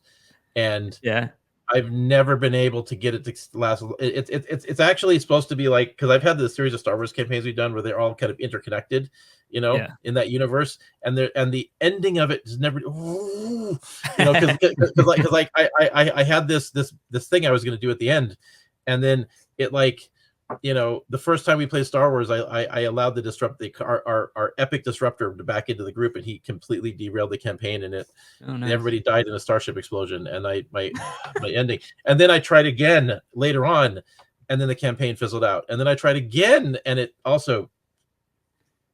Are you using you can use cyber symbiosis for that rules, couldn't you? Well, no, maybe. I mean, I actually think Star Wars 5e did a fantastic job. I wouldn't want to do better, but like, you were doing that, okay? Yeah. Well, we were doing. I actually, well, anyways, we played different versions of Star Wars with this, but there is one plot point I've been dying to use, right? Like, if I tell you, Greg, you'd be like, "That's amazing," but then, like, you know, you might be the one that finally finishes it, you know. So it's like, I'm not gonna blow it, but it's just I've just been. So yeah, I get it. Okay, so so there's one final thing I wanted to kind of close the show with, and unless you have something you wanted to bring up, Greg, that any points you, because you kind of alluded to that you had some ideas or Marks. Is there anything? I wanted to bring up one thing I forgot to bring up early on about finding players. I know, like where I live, there is a like a gaming club that meets and stuff. So just look for a club, go to your nearest gaming store or comic book store, and see if they have any ads or anything. See, that's I just realized I should have said that. I don't know why I didn't, because that is the low hanging fruit of this. Is any game store that's been around for any amount of time will have people that show up that are looking for games. There will usually be a board that says, "Hey, we're looking for players," you know, and like these. Oh my god. Tate's, yes, here has it in South Florida. If you ever want to use, go there. Yeah, exactly. And so if you have a local game store and you want to play in person, and there's usually groups that get together at those game stores, and they it's weird how the in-person games at game stores tend to have the most people. But yeah, like there is a lot of like game stores are a good place to start if you have one. Unfortunately, game stores tend to come and go a lot. Like you know, they don't always last very long. Unfortunately, they seem to be on the uptick, at least around here. I've seen there's like 2 or 3 new ones in the last few years. Well, out here, what happened was we had a lot of local stores, and then Games Workshop moved in and opened up their corporate stores, which were directly competing with these places because they lived and died off of Warhammer in a lot of cases. And then when the Wizards of the Coast did the same thing, and then like you know, and then they basically forced all the local stores out of business. And then Games Workshop has done a lot of this, you know, but then like Wizards of the Coast went away, their stores all went away when Hasbro bought them because we don't compete, you know, that's not the business we're in. So suddenly, like, all of a sudden, you know, we went from having like 10 stores to 1. Yeah. And it's in the state capital, and it's so far away I can't go there, even though it's the biggest place you've ever seen. Like it is the mecca of game stores. But Nice. they have a life-size Silver Surfer in the store. That's how cool this place is. Yeah. I think I said basically everything I wanted to say. Just to reiterate, I agree that you should probably start with a module. Pull in people's backstories to basically take it to where you want to go. I have never run a module the way that it's written ever, and in all my use of the modules, they end up extremely different based on backstories and other things that came up. They're just a guide, a guide. And well, they're going to end up different every time you play them. Yeah, they're going to end up different every time, and ultimately, if you're playing with a group of your own friends, go ham, be weird, be crazy, do whatever you think will be fun with it, right? And if you're playing more professionally with people you don't know, be more structured about it. Be like, have some rules that you're gonna lay down and bring your own essence of what you want to be, like the thing that makes you your unique GM. Bring that to them and you know, let that be seen and stuff. But And the only reason I didn't have backstories on this list initially, Greg, was just because that was going to be a topic for a future episode, and I felt like backstories totally could be a topic, because I've had people give me 20 pages and I've had people give me 3 sentences, and both of them were just as good. Yeah, so, and there's also like coaching players on how to present their characters too, because nothing drives me more crazy. It's like, yeah, my character's so demure, and I will behave this way, and I will behave that way, and I behave that way. How's about you just behave that way? Like, it drives me effing crazy listening to RPG shows and people are like, yeah, blah, blah, blah, blah, blah, blah, blah. Shut up and get on with it. You know, my character's chaotic stupid, so I'm going to do stupid every time. Well, that I think a lot of players are. It's very different. Well, no, like RPGs are very much horror movie rules. We need to. We're starting to sound like grumpy OGMs. Well, no, but no. Greg has hit an important point there, because it's one thing if you're stepping back and listening, because like I was just telling you this the other day. I was catching the second episode of your Call of Cthulhu. I'm like, blow up the damn mine! What are you guys waiting for? You're holding the dynamite. I'm in my car, Greg. Literally, we did blow it up eventually. I know you did. I'm in the car doing that. I'm like, what are you waiting for, Greg? We didn't. I don't think we remembered that we had dynamite for like the first round of combat. And you know what's getting me too? Did you forget you were bleeding to death? You know. So, but anyways, but see, that's me as the audience, right? But when you're in that experience, right, and you literally they will make the same stupid mistakes that horror movie characters do, and you were like, why are you doing that? That's bad writing. No, it's actually real. Because we've run games. Both you guys have seen the exact same thing I'm talking about. They're in the moment. They are committed to that experience, and they're going to get really stupid because they are in it. And that's true. Whenever I'm a character, I put on like the horse goggles, whatever they're called, the horse blinders. Because I do hyper focus. Yeah, I'll do stuff that like in real life I wouldn't do this, but it's my character. The thing is, if you're invested in the story, right, you will get into the moment, and you'll get past what's going on. You're like, oh my god, like, am I going to win? This die roll is everything. You will get very stupid because you're focused. You're seeing it the way it would really be if you're really there, and your players are going to get like that. And so that's part of why this works, because most of it, like a lot of times, they're not going to be able to step back from it. You know, because they are in it. So, anyways, and that's fine. Yeah. Okay. So what I wanted to close the story, the episode on, was this point that I don't think it comes up enough. But like for me, like I've got this huge collection of books, but I wanted those so badly, and so I was buying all these books because I loved them and I wanted all this information. But like, like I mean, if I literally have a 4-level shelf. Every shelf is packed with books. There's like 2 feet worth of books on every shelf. Like that's my collection, right? But that's all that just one game system. But but the thing is like that's also a lot of money, and I bought all these books over the course of 30 plus years, right? And but you're buying these core books. They're all hardbacks, whatever. They're probably $50 or $60, depending on what the game is. Some of them even more so. Like my wife brought home this thing. She desperately wanted to play it. Look at this monster. Like the rules are similar to Call of Cthulhu because it uses the percentiles. And she's like, "Oh, this looks so great." You're right, it does. And I'm not going to play it because I'm in the middle of designing a game. I can't. Look at this beautiful D&D book. Exactly right. It's a cookbook. Yeah, but these cooking is a game too. Yes, but these books are expensive, right? And the players want this experience. They want you to have all these resources. It's okay to ask them to pitch in a little bit of money to buy these books, particularly if there's something that they're getting out of it, right? Particularly if they're your friends. Yeah. I tell you, in D&D, I think everything goes smoother if all your players, they don't have to right away, but they like it. They're going to get a player's handbook so they can look up their own spells and all that stuff. For sure. Everybody should have a core book, right? But if you're going to buy the Dungeon Master's Guide to the Monsters Manual, these resources directly impact them. If you're going to buy a campaign reference, like those books we were talking about, the mega modules, right? And they want to play those, maybe they should pitch in $10 per person. That's not a big expense. Most people should be able to afford $10. It should be nothing, and it's like, I think that's fair. If you're committing this energy to giving them the good time, they should have some skin in the game. And I don't think that's an unreasonable request. Yeah, because there's a few classic adventure, if you're doing adventures, that from D&D and Call of Cthulhu and some other stuff that are like, they can cost almost nearly $100, There's this out of print Palladium book for Heroes Unlimited, for the first edition version of Heroes Unlimited, and it's an out of print licensed book they made, and it can cost up to $200 to buy it, and I want it bad as a collector. I cannot justify that money on a collector's item. But it's like, some of these rare books can get really expensive. It's like stupid expensive. So yeah, I don't know. For my group, it's always been the way, if you want to play a game, then you have to buy the game type thing.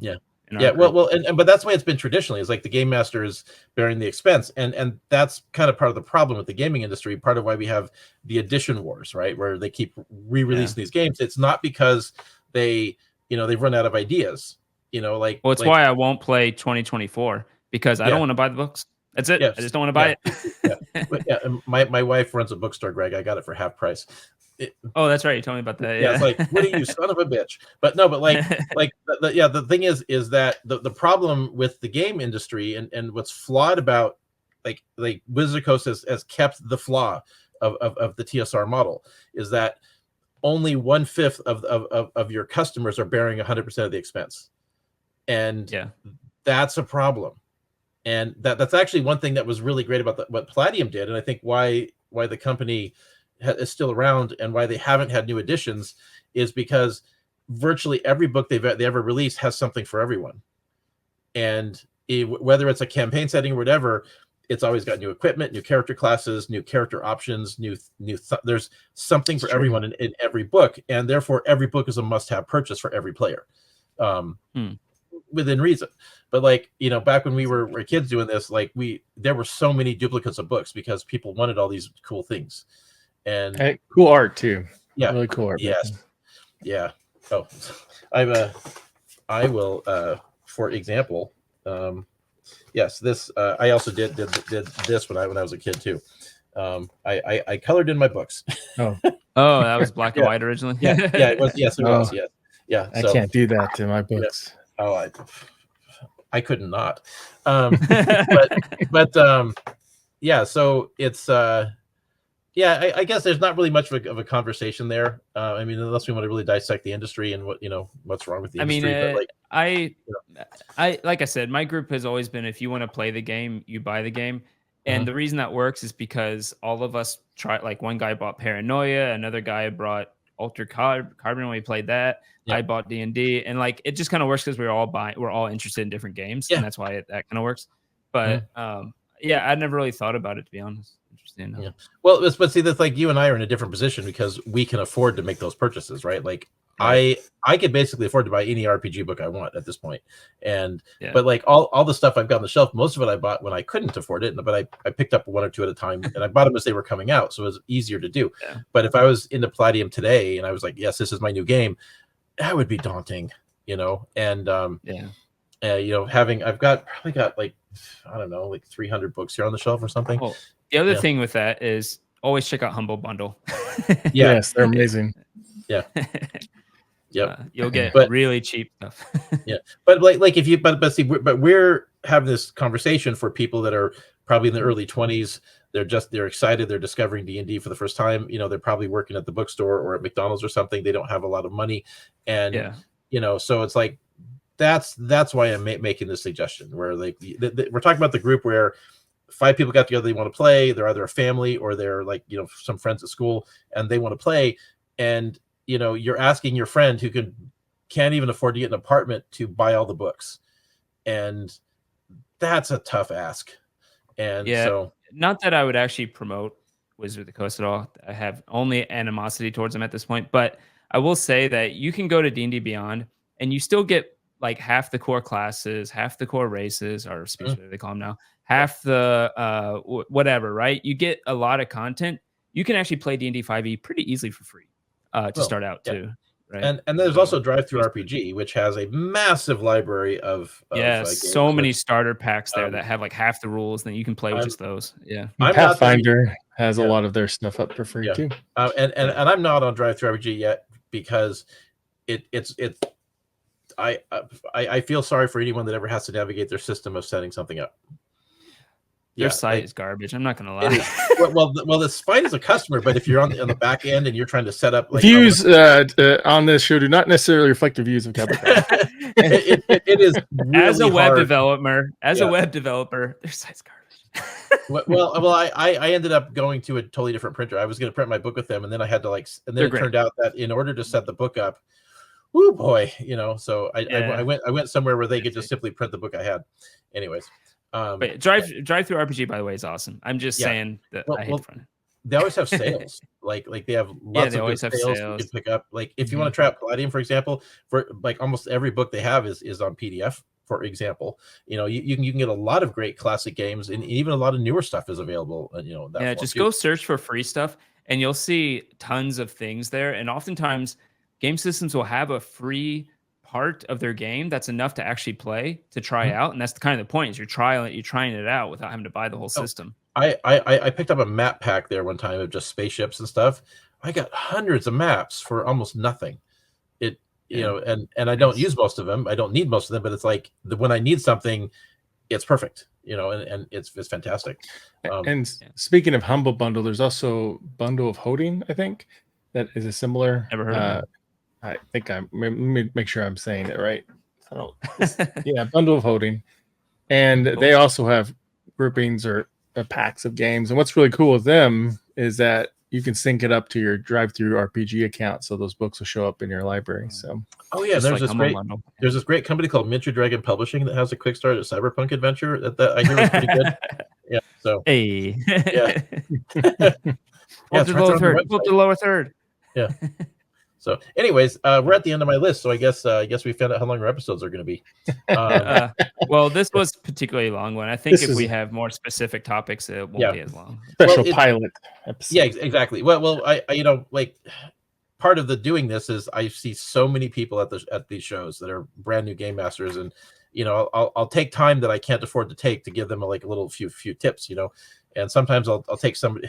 This one girl walks away and she's like, "I feel like I just got a life lesson." but it was just like I wanted somewhere to send people where I could give them. I know that they're going to go get good advice, and you know, because I just at every show I meet somebody that's doing this for the first time, and they have no idea what they're doing, or what they're about to get into, and there's just, you know, like you've got 35 plus years of knowledge rolling around your mind, and how do you just give that to people?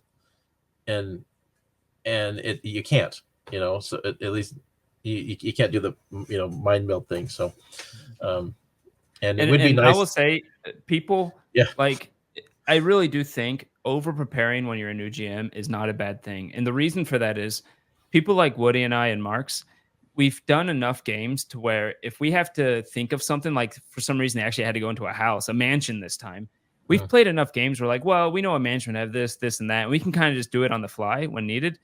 But if you don't play a lot of games, you probably won't have that. And so over preparing, actually having the mansion ready might not be a bad thing, right? But then again, but then if you're just prepping for one game versus prepping a resource, I think there's a mindset point. Yeah, like whatever you're doing to prep, that's got to be something that you can then carry forward and use again, or you're doing with however you're doing it, you're making it so like you're actually reducing your work in the future. Yeah.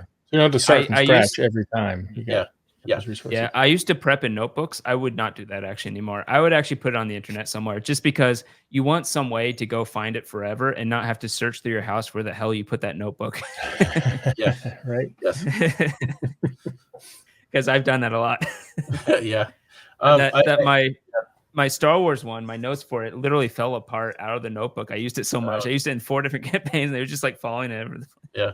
I've got a stack of like old character sheets over here, and I got a binder, like I got a folder here full of just old, like 20 years of character sheets, and I filled out. And like, I'm not a huge fan of Google, but Google Docs is really nice because you can just go search and it'll search the contents of all your documents to find something, and that's so useful when looking for resources. Okay, here's a pro tip. This will be my last thing.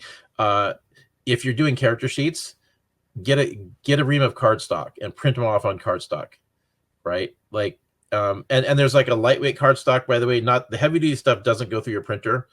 There's a stuff called cover stock. That's what you want to use. I ended up buying a cases by mistake and then kind of tried it out for character sheets. And I'm a convert, because you're slowly trying to go through all of them. well, no, I've actually bought multiple reams of this stuff. Like I'm on the second ream, but think about it. The ream is it's a lot of, it's like $17, whatever, but it's like for 250 sheets, that's nothing. And then but then like every person who's played any amount of time knows that whole tale of I erased my sheet so much I went through it. Trust me on this.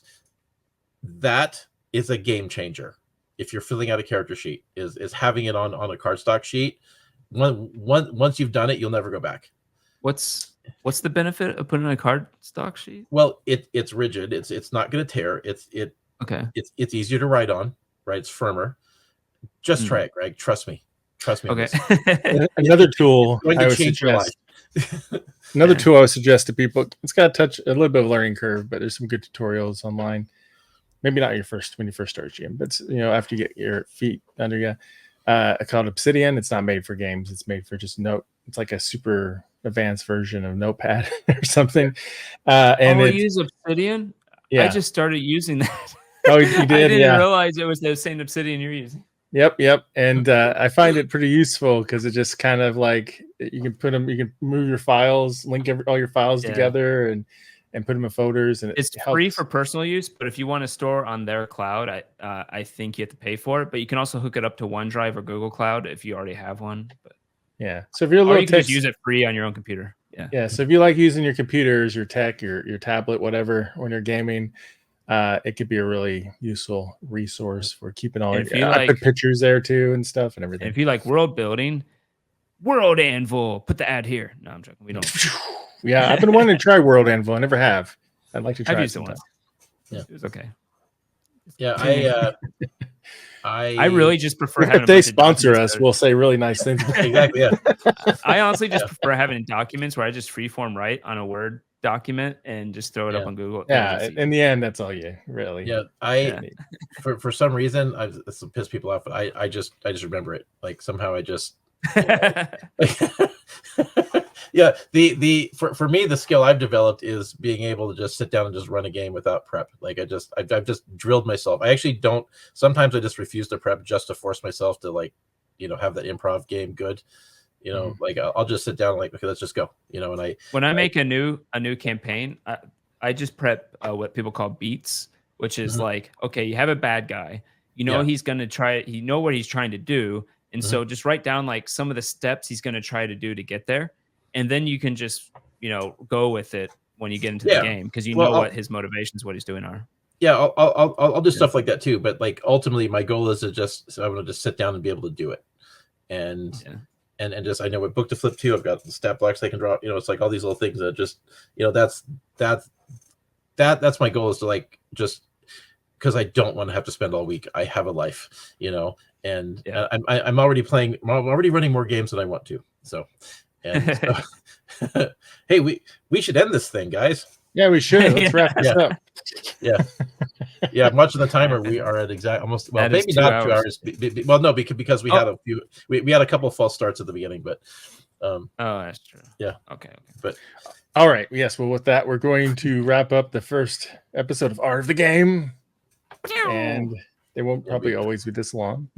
Yeah, exactly. And we totally did not invent that title in the first 5 minutes of prepping this. We clearly had that in our pocket to begin with. Of course. So thanks everybody for watching. And remember, if you want to keep up with this, subscribe to the channel. For sure, put your comments in there. If you disagree with something, or you agree with something, or you got some resources you want to point people to, or topics you want us to cover in the future, we will absolutely be doing that. Yeah, when we'll watch the comments, we'll reply and interact with you. We want to make it a conversation. So, all right. Well, thanks everybody. What's the name of this called? Art of the Game. Okay, that wasn't the right sound effect. Whatever. End it. Well, with that, thanks everyone, and until next time, bye. When the dice roll high, we touch the sky, but when they